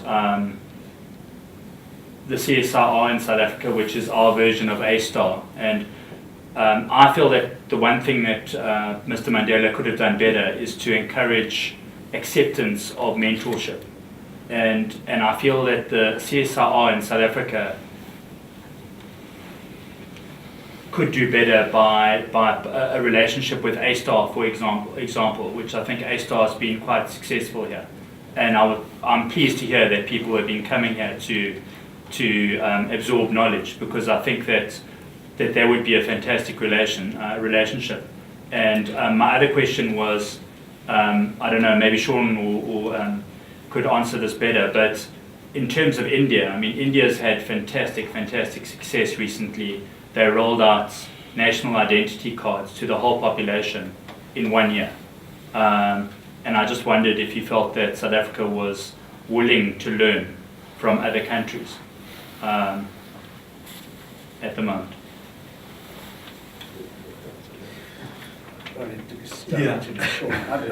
I'd like to pick up on one thing that you Sure. said. Go ahead.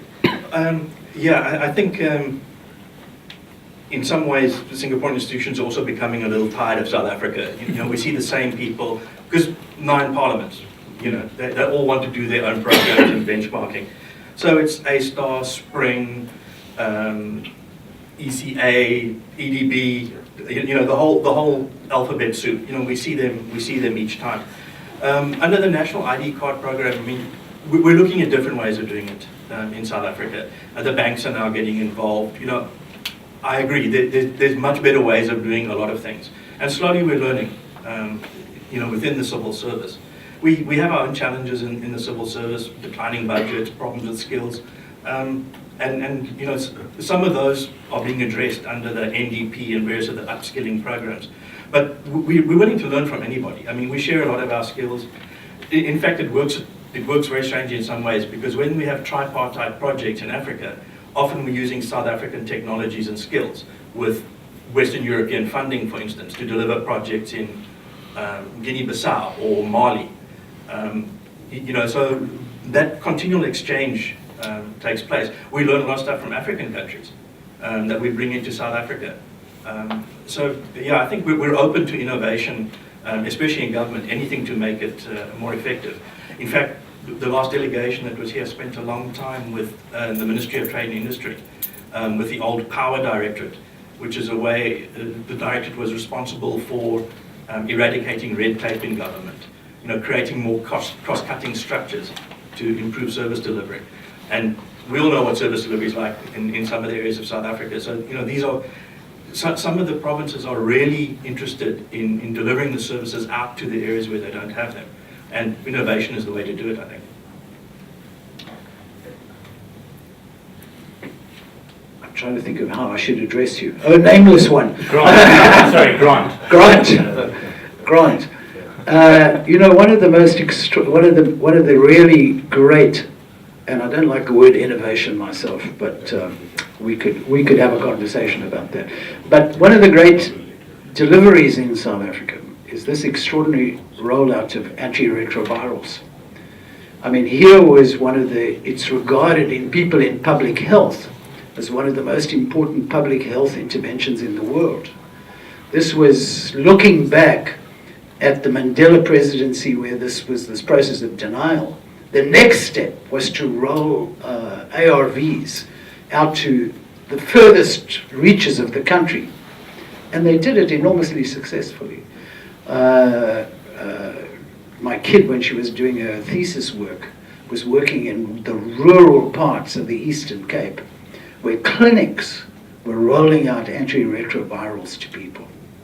So there are things that South Africa has delivered on, and quite effectively too. I'll move on. I'm not responding to that question. I think it has been very well covered. My company is headquartered here. We are in agriculture sector and we are present in 70 countries. The reason I mention it is that we started in Africa. We are present in 24 countries in Africa. And we have been in South Africa for over 15 years now. South Africa is not our biggest operations in Africa, surely not in the world. There are places like Gabon, there are places like Nigeria, Ivory Coast, Mozambique, where we have invested more. It's not an easy place to get into, and I don't mean it negatively. The business is well structured. The current occupants know how to run that place well. They're having a good business. They don't undervalue their assets. I cannot start a greenfield and I cannot buy anybody out. These are not negative signs at all. It's a well-structured, well-developed economy. I'll step back a bit from that comment now. I'm from India. I grew up in India and I learned business and corporate life in Africa, in West Africa. I believe there are two countries in the world that are highly skeptical of themselves and unhappy with themselves. South Africa is surely one. India is the other one. I know that very well. Yeah? I think there is so much to celebrate in South Africa, but we would rather bring Zuma and his politics and his issues and paint the whole picture around that. Gunjan here is talking about art, culture. He lived 5 years in somewhere outside of Stellenbosch. He felt they were the best times in his life. I was in Johannesburg too. He feels he can go back and live there. If he had a little bit of money in his pocket, he would go back there now.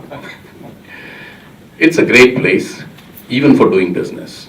Who is letting down South Africa? Is it Zuma and the current political situation? Is the business sector, is the financial sector taking it forward? Does the business sector know the opportunity outside of South Africa, just in its region? They try to go to Nigeria, they try to go to Kenya, and they come back with their tail between their legs and they are not able to find success. My company, we have been able to find success in 8 countries in Africa. So it's a bit of a mix. I would like to bring back the discussion to where it started. What is this current political situation doing? And I will answer it from the business point of view. From that context, I am not an analyst, I am a realist. The business situation, I would still continue to have my regional office in South Africa. I don't see any issue over there.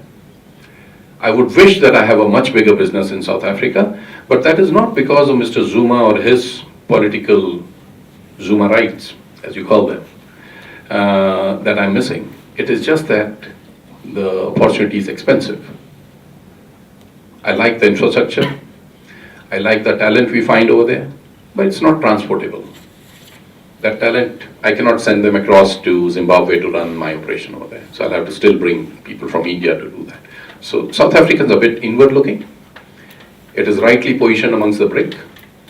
Each of the BRIC has a large enough and a wide enough economic sector.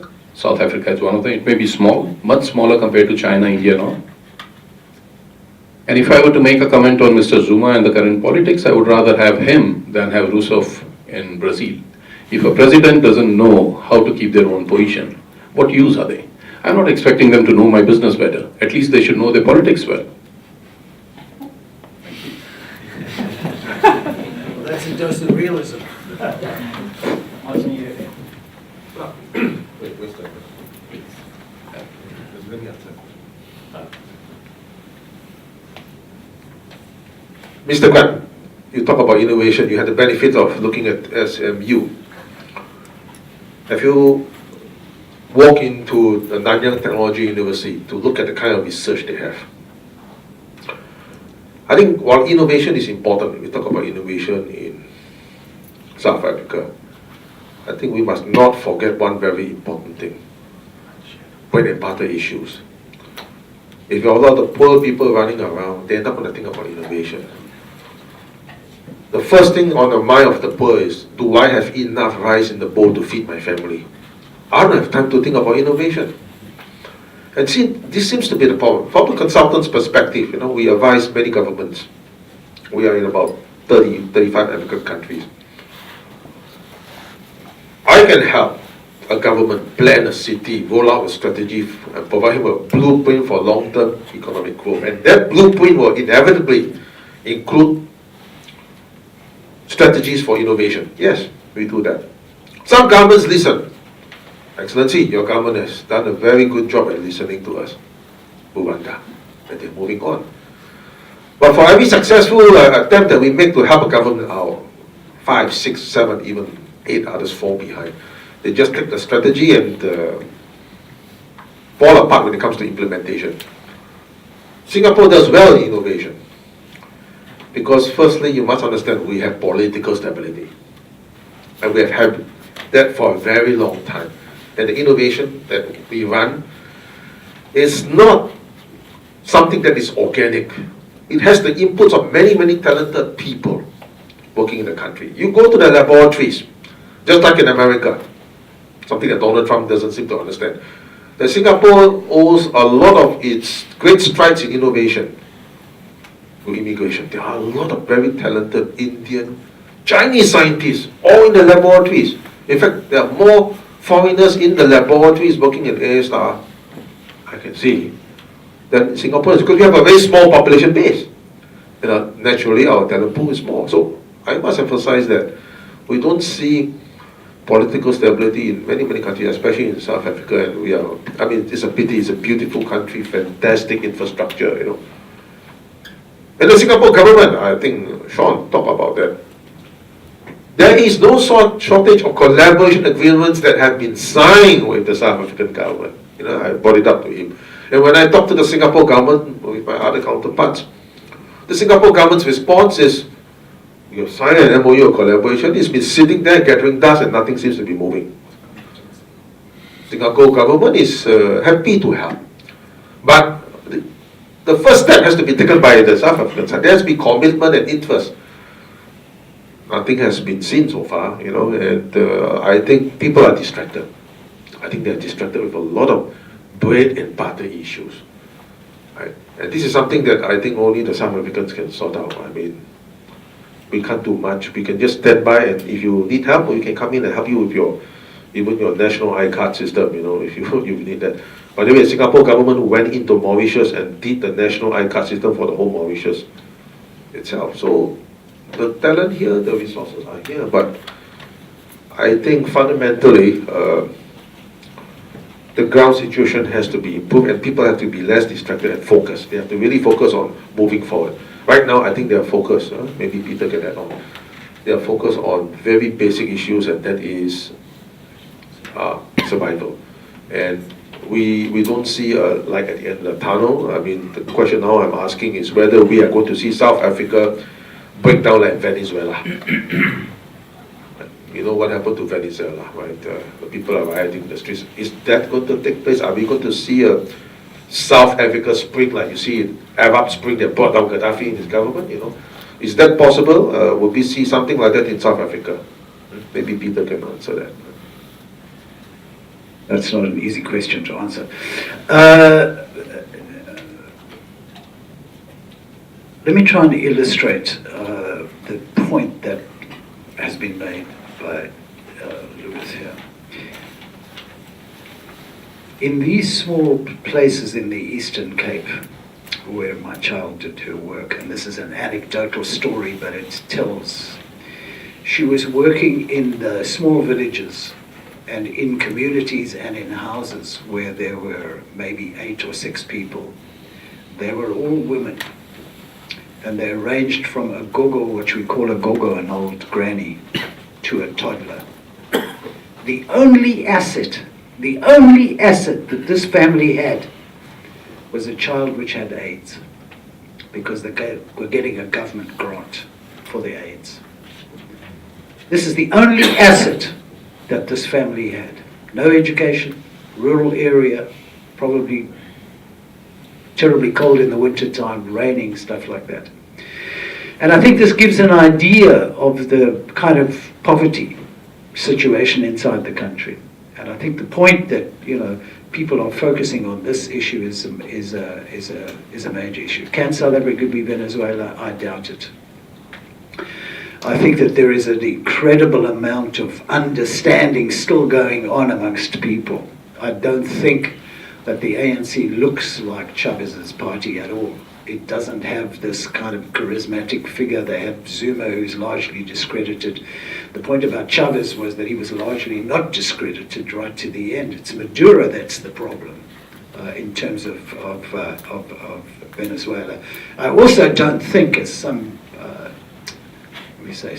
some people I know wrote this piece in the Washington Post last week that said South Africa faces its Mugabe moment. I don't think that will happen in South Africa. I think that the infrastructure is too strong. I think civil society dissidence is so strong. I don't think that Zuma is any way comparable with Uncle Bob.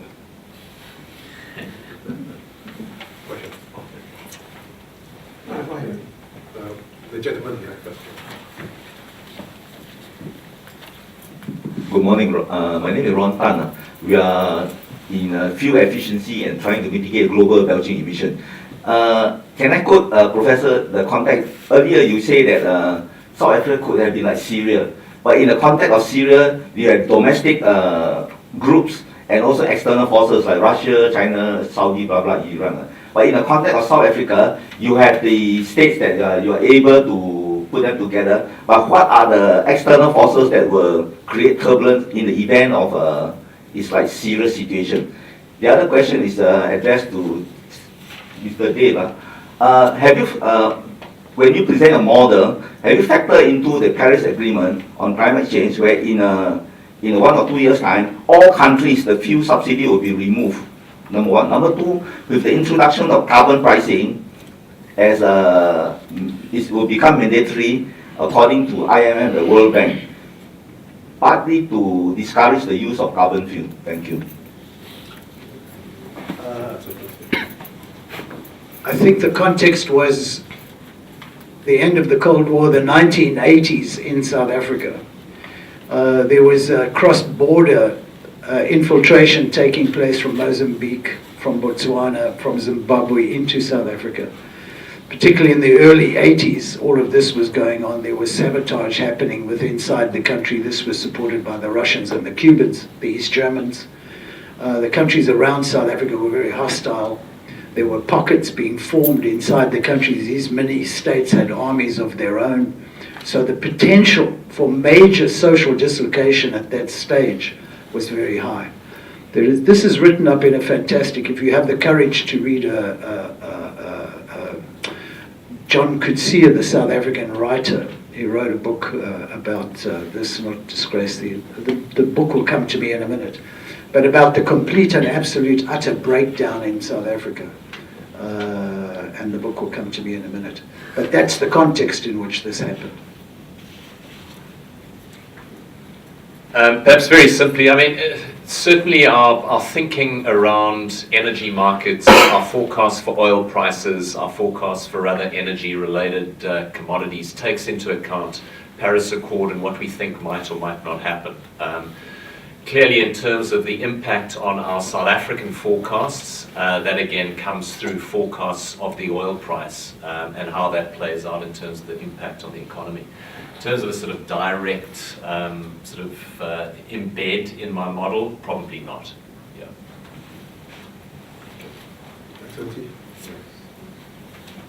Thank you.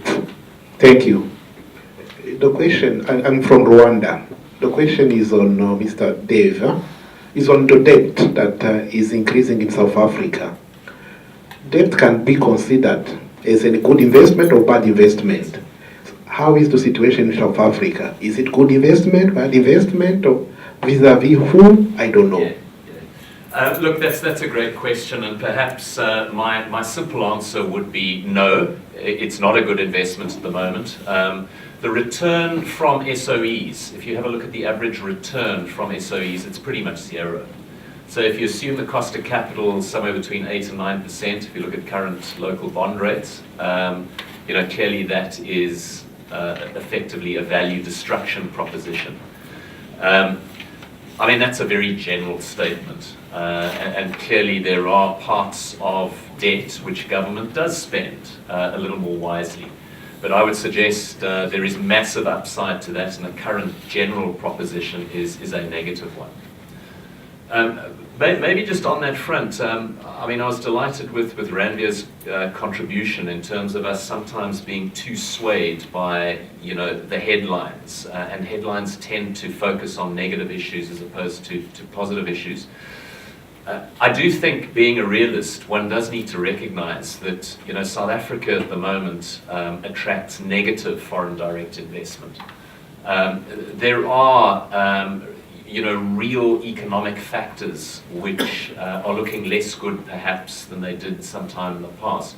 So I absolutely agree. I mean, some of the positives which I did try to talk to are still there. South Africa is a country of extraordinary attributes, positive attributes. But clearly this forum and the focus of the discussion, I think, relates to an undeniable erosion in some of those attributes, and as I say, an overlying political landscape which needs sorting out. And I do think we will see, even if it is a bit of a muddle through, some change, some positive change over the course of the next 2 to 3 years. Next question from the gentleman behind. I don't need a mic. I'm Henry Lee from the energy company. Given that frank outlook on the political situation, instead of countries coming in to do what are the implications in Africa, are any African company or the major foreign-owned company, are they thinking of relocating out of Africa?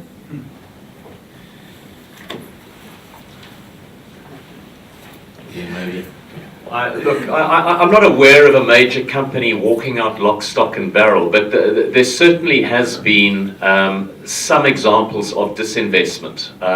If one looks at some of the foreign banking profiles and presences, you have seen a slimming down of headcount numbers, you've seen a closure of some parts of businesses, but in terms of sort of large-scale immigration, none that I'm aware of. I think we'll also have to keep in context that the commodities, overall, that sector has come down, and that impacts South Africa hugely. I've seen other countries like Angola, Gabon, Nigeria are suffering because of the petroleum prices going down. South Africa has other commodities, not really petroleum. Because of that also there is a stress in the economic sector. There's a bit of issue related to the discipline in the workforce. So South Africa is not really known for the best discipline in the workforce. And when the economy comes down, that starts showing up. And those issues that you see of what are termed as xenophobic attacks, they come up at this time because there is workforce coming from the neighbor countries, and they're not coming for the top jobs, they're coming for the bottom level jobs. And when you have issues of competition for that level jobs, then your politicians also become complicit in that problem. So all that scenario cannot be denied. It is there.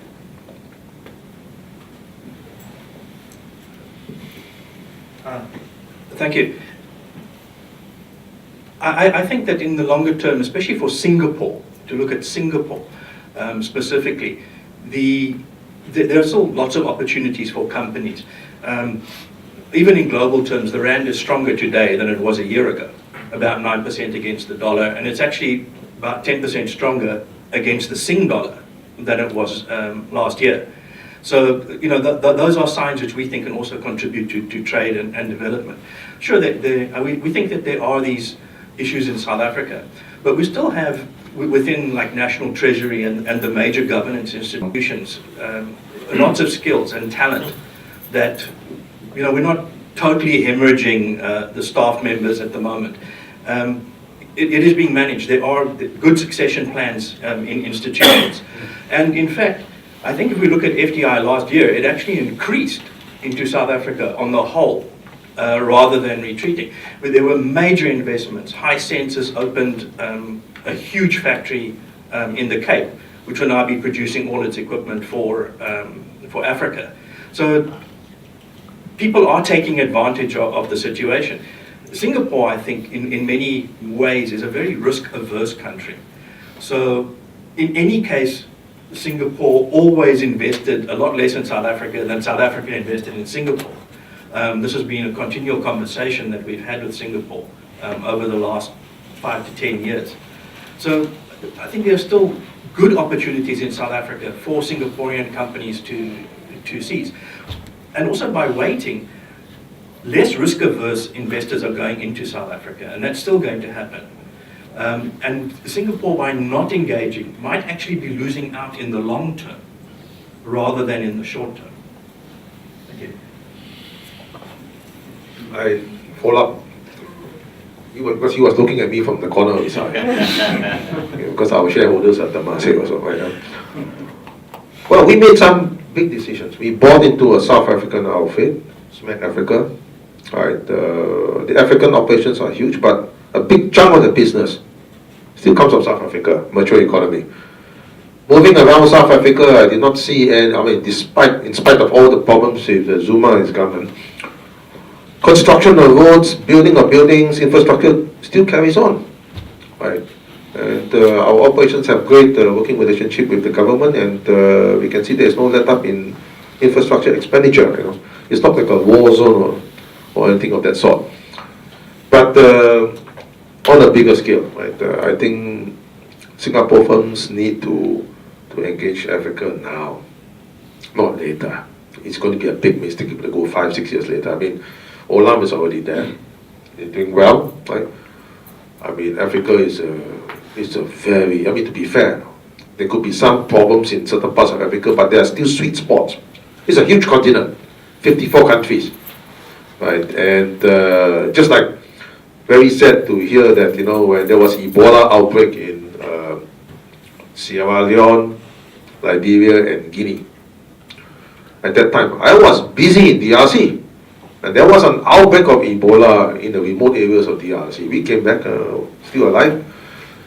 Right? It's a big continent, It's just like if I have an outbreak of Ebola, say, for example, in Hong Kong, and then the advisory said, don't come to Singapore because Singapore is it's a very huge continent, right? And people don't understand Africa. Still, a lot more needs to be publicized about Africa, right?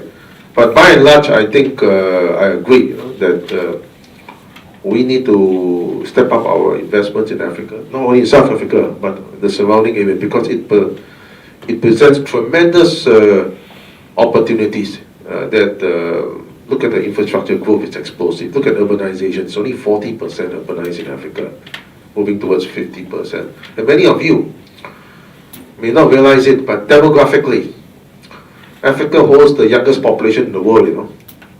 While Asia ages, right, aging, in the next 10, 20 years, Africa will fill forward the largest workforce in the world, 800 million workers.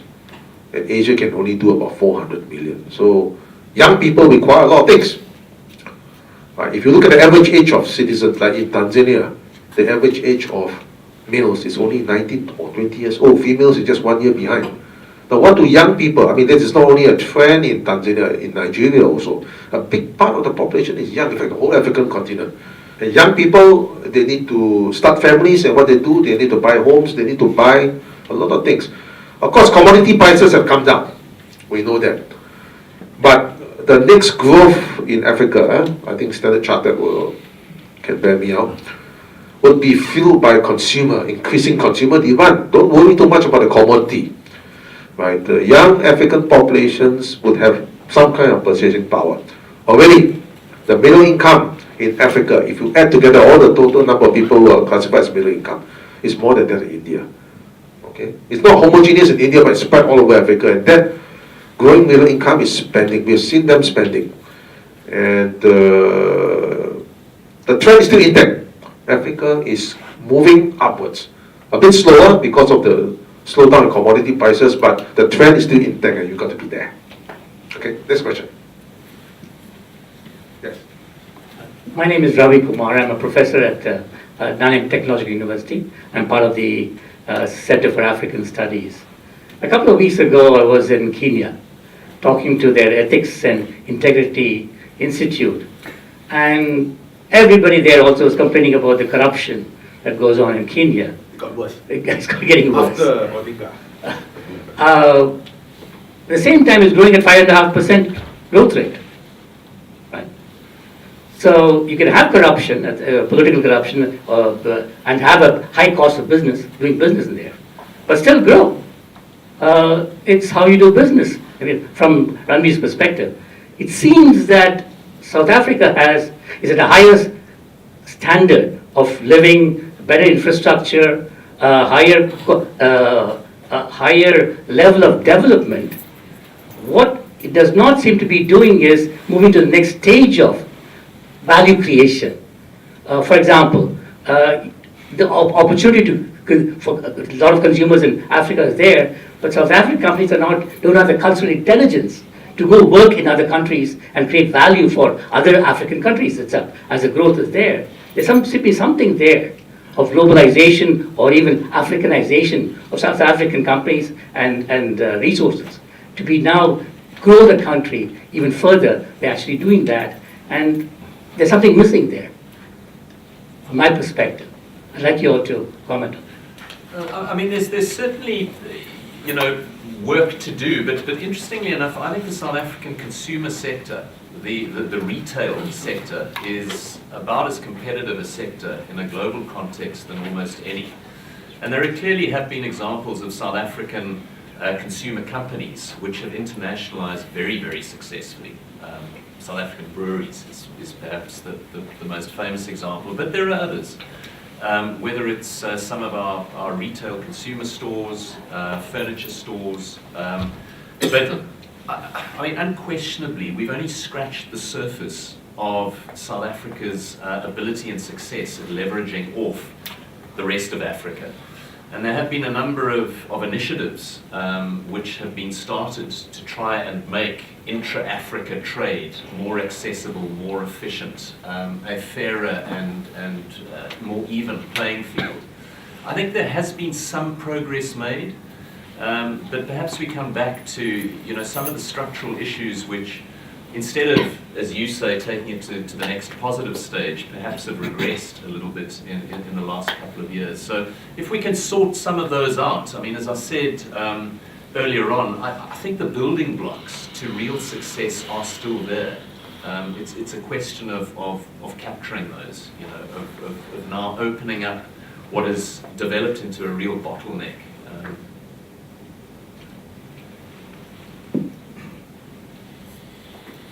Thank you for that interesting observation. I'll just make two observations. Firstly, there is a cultural impediment between South Africa and Africa, and it's deeply in the minds of South Africans. South Africans, don't recognize themselves fundamentally as part of Africa, and you can see it in speech patterns. You phone up somebody and say, "Where's so and so?" "He's gone to Africa." Aren't we all in Africa? So I think there is this mind thing that's taking place. There's some counter stuff. I mean, the most recognizable face in South Africa after Mandela was a guy called Kole Amatoso, who's a friend of mine, and he was a Nigerian actor who came to South Africa and was the face of the cell phone company MTN. And he brought Africa, I mean, more than anyone else, he brought Africa into South Africa, a very powerful way. The second constraint, which I think maybe at work, is this question of education. Is the number of people who go into universities and even graduating from universities. It's taking, and I've spent some time in university management, it's taking South African students on average 5.5 years to do a 3-year degree. So it's this education gap that's the really serious thing that has to be tackled, and it has to start with the 0 to 5s. That's where the education has to start, and it has to go into the schools, and it has to go into all of these things. So I think one of the major constraints in growth and everything else is in that education thing, and it's simply not going to be fixed without fixing the political thing, because the biggest retarding factor in the education sector is the trade union, SATU, which is a very effective and vocal trade union. Singapore has gone through that by integrating high quality managers and talent to take you even further. That may be something others have to do. Some people that are local. Thanks. While I was in DRC, I spent 2 years doing anti-Ebola work in Liberia. But that was also part of the 20 years that I spent in various African countries in missions. And it's true, it has been very difficult to get South African companies involved in Africa, especially, well, I might say in Africa, outside of South Africa. The larger companies, the Anglos, the big mining companies, some of the large retailers, they're easy to come in because they can come in, they have a lot of leverage with government when they first negotiate those agreements. The difficulty has been internationalizing the SMMEs in South Africa. Singapore is putting a lot of money into that internationalization. Part of work, the Skills Future, IE is supporting it, SMF is supporting it. So there's a lot of that. In South Africa, we've never had that opportunity. So a lot of the smaller companies have not been able to grow.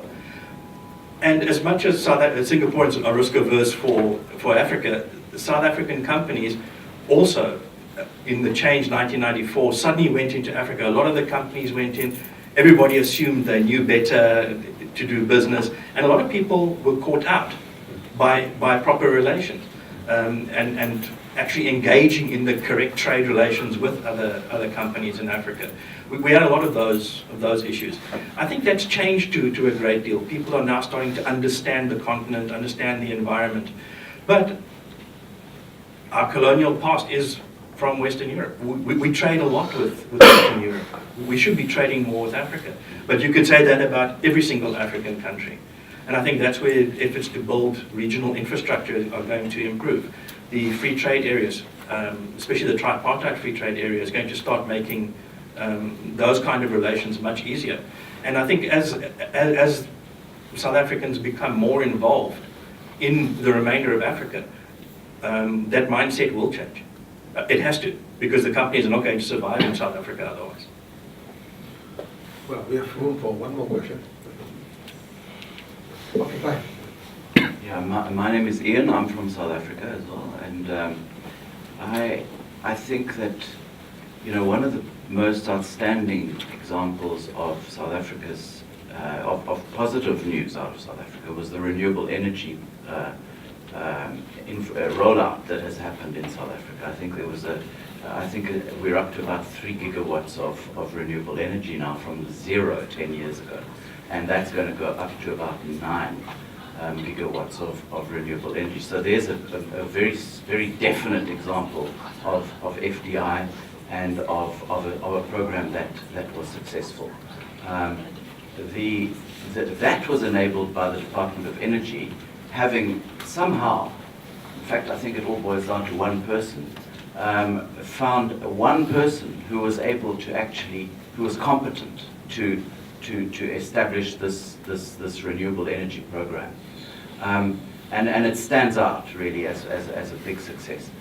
The problem that, and I just also want to say I fully agree with Ranveer when he says that everything is not negative. We tend to see everything in the light of Zuma. Zuma is not the problem. Zuma is a problem. But the bigger problem is the complete lack of competence of government departments. They are not able, somebody said that, oh, we've done a great job in rolling out antiretrovirals. Well, we can't deliver school books. So I've had the misfortune of having to deal with some of the government departments, the Department of Energy, Department of Mineral Resources, and others. And they cannot make a decision. Everyone is paralyzed. You talked about people can't focus on innovation when they have to focus on food. Well, how can a government focus on any delivery when it's spending most of its time defending its poor decisions in court? It's spending all of its time trying to fight battles, political battles amongst themselves and so on. So for me, the biggest problem is how do we improve the competence of government? And I'm not seeing how that's going to happen. You know, sorry, I shouldn't call it incompetence because the politically correct term is lack of capacity. It's complete incompetence. And that is the problem. They cannot deliver anything. And that's how do we improve the competence of government? Whether it's ANC or DA or whatever. I was particularly disheartened when I heard your view that the EFF is likely to rejoin the ANC. I tend to agree that that'll probably happen. Without that, there's no chance of any opposition ever taking power, and that'll just make the ANC lurch further to the left. So that's not a good prospect. But I don't care who it is, as long as they can deliver and they can focus on what they should be doing, which is running the country, putting in infrastructure, education, health, that type of thing. And that's the thing that's missing. So do you think Cyril can do it? Yes, I think Cyril, one of the things that he said when he was here is that nobody said that the road was going to be smooth and tarred all the way, or something, words to that effect. You know, there are going to be potholes, and we are going to, you know, have some turbulence. And in the main, I think that is true. And I think that he will be an improvement. But we've got to get out of this mindset of only employing political cadres into the government who are actually incompetent. And I don't see how that's going to change. And to me, that's the most important thing to get the country moving forward. Improving the competence of government. I don't know, how do we improve competence of government?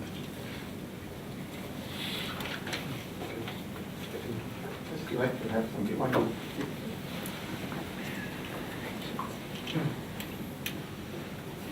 Just 2 or 3 observations coming up from this discussion.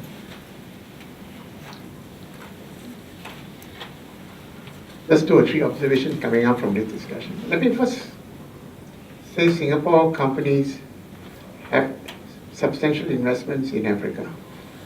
Our investments in Africa as a continent, sub-Saharan Africa, forgetting the MENA countries, is about 20 billion Singapore dollars.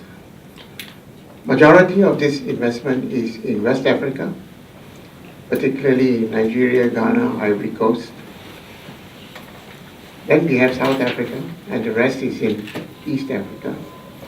Our sovereign wealth fund, Temasek, has invested in 3 countries. First with Oppenheimer in South Africa.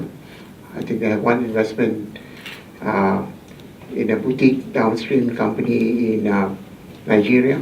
And of course, lately they have invested in Tanzania in the gas blocks. I think the flavor of the month, so to speak, with our bureaucrats is that East Africa seems to be more easy to work with, particularly Rwanda and Ethiopia. I think Ambassador is here. I think Rwanda has taken off the model of Singapore and have implemented it quite successfully. I hope I'm correct in that. And I think this is why I think our Prime Minister will go to Rwanda. That's what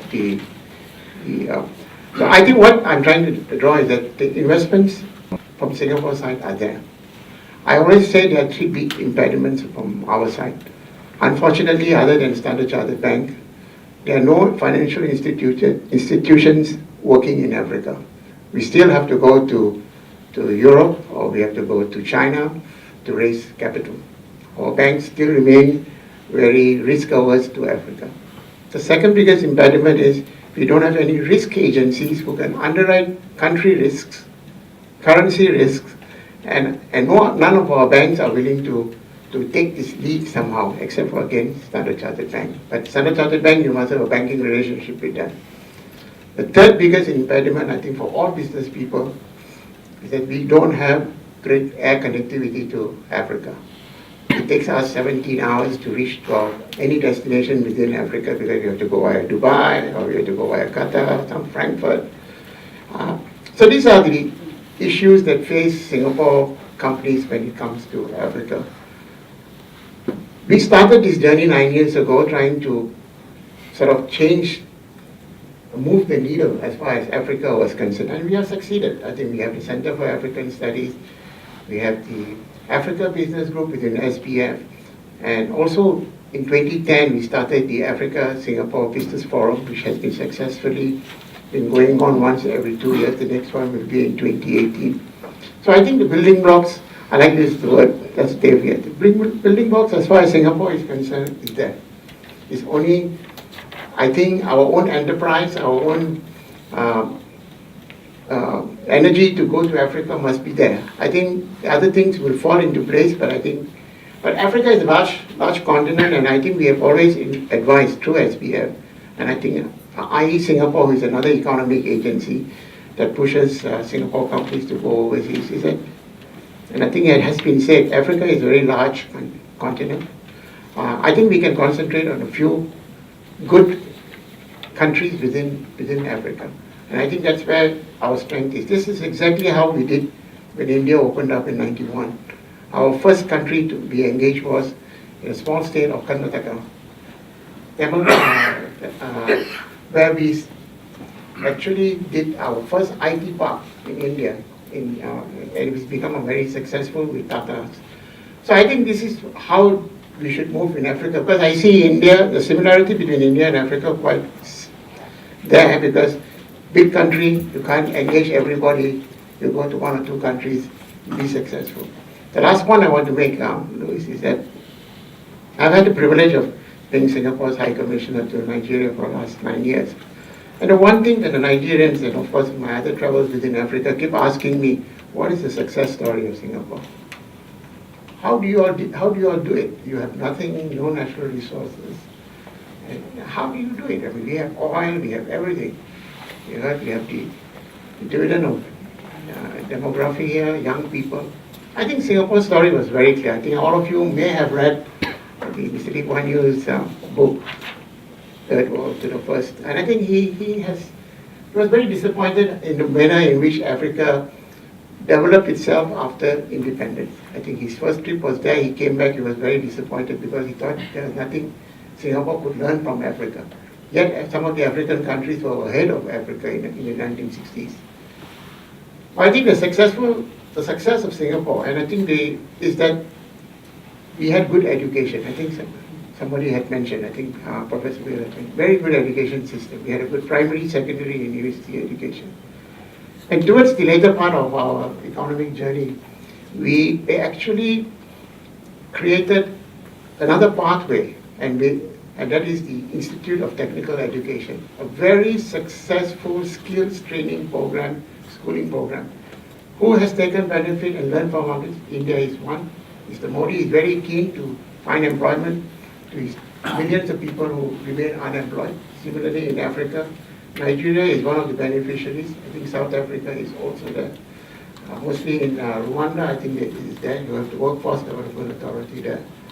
And East Africa, I think it's through the Singapore Corporation Enterprise. This is a inter-government agency that helps you to get into the Singapore success story through a one-window sort of facility. So I think these are the things that Africa could look at Singapore. And I always tell them the biggest problem Africa faces, I think everybody will agree with me, is unemployment. And most of these people, most of the youth don't have skills. Today, any job, any manufacturing, there's hardly any manufacturing because there's no manufacturing because there are no skills. So what we did, I mean, I can only speak for Nigeria because we started a skills program there in Abuja, in the capital. And we have trained several people who are now simple technicians, how to repair or maintain an air conditioner, how to do bricklaying. I mean, these skills have started to go. Hospitality in the hotels and in the restaurants, for instance. So these are things which we can help Africa in doing these small things. Capacity building is a big thing. There is another program that we have with the Ministry of Foreign Affairs. I think my fellow ambassadors know about it. We have a Singapore cooperation program that the Ministry of Foreign Affairs helps emerging and underdeveloped countries in capacity building. Everything under the sun you want to train your bureaucrats or your civil servants is available in Singapore FOC, except for your airfare between the country of origin to Singapore. Everything else is given from education, healthcare, corruption, aviation. Our biggest popular program in Singapore is aviation. Public housing, I think the teachers' union, we did something in Nigeria too, for the teachers' education is very important. So, just to round it up, I thought I would just put it in perspective because we see Africa as really a huge opportunity for our businesses, and South Africa is really up there. I mean, in the pecking order, South Africa is number one because every minister, before he goes to any part of Africa, they come to South Africa at Joburg, and then they go on to the next leg of the journey. So South Africa is always very, very important. So it's sad the political developments are taking place, and I'm really grateful to both Dave and Professor Will for your very exciting presentation and overview today. I hope, Professor Will, you will find, and I will actually talk to my officials. I think you should give a talk to some of our bureaucrats. I think they have no understanding as to what you have just said. And I think this penny hasn't sunk or hasn't been dropped. And I think once that successfully makes the clink sound, then I think we have reached our ultimate game in this journey towards Africa. So thank you. And I didn't want to steal your closing remarks, but I thought I had to say this. Okay, thank you, Shabri. Now, it's time to end this morning's discussion. I thank my other panelists for taking time to come here to sitting at this discussion. And I'm sure the SBF will organize similar events like this, maybe with a different person, right? But I hope all of you have benefited from these discussions. Dilip, over to you. Thank you very much, Mr. Tate.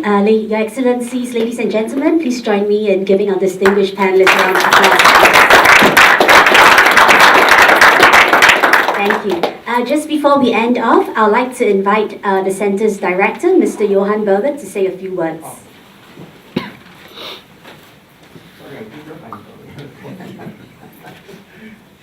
Ladies and gentlemen, I'm not going to keep you any longer. The Ambassador has made such a brilliant summary of the main points of the morning. I would be him and what he has what he had to tell us, an injustice.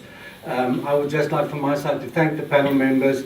I was thinking if I had to quantify the salaries sitting here and taking mourning, I would give my budget a severe knock if I were to pay you for this, and you're doing it for free to further the cause of Africa and to gain more insight on South Africa. So from my side, I'm deeply in your debt, and the points that you've raised, and Randa, thank you so much for putting that positive, spin is the wrong word, but the positive attitude towards us, because Randa and I walk from time to time, and I'm not, how was the word, I'm not sort of kind towards my country, and I can be because it's my country. But at times, you know, you get this, the English have a saying, familiarity breeds contempt. And it's good to hear from somebody else telling you, hey, wake up and smell the roses. It's not as bad as you think it is. Thank you for all 5 of you for the inputs that you've given. I would also like to thank the audience for the questions, the extremely engaging questions that you have been asking. I've been sitting here as a South African, and I go away with a lot more understanding and insight than I came with. So thank you for that. Just a token of appreciation from our side, something small, so that when you look at us, remember that South Africa is close to all of ours. And go well. Thank you very much.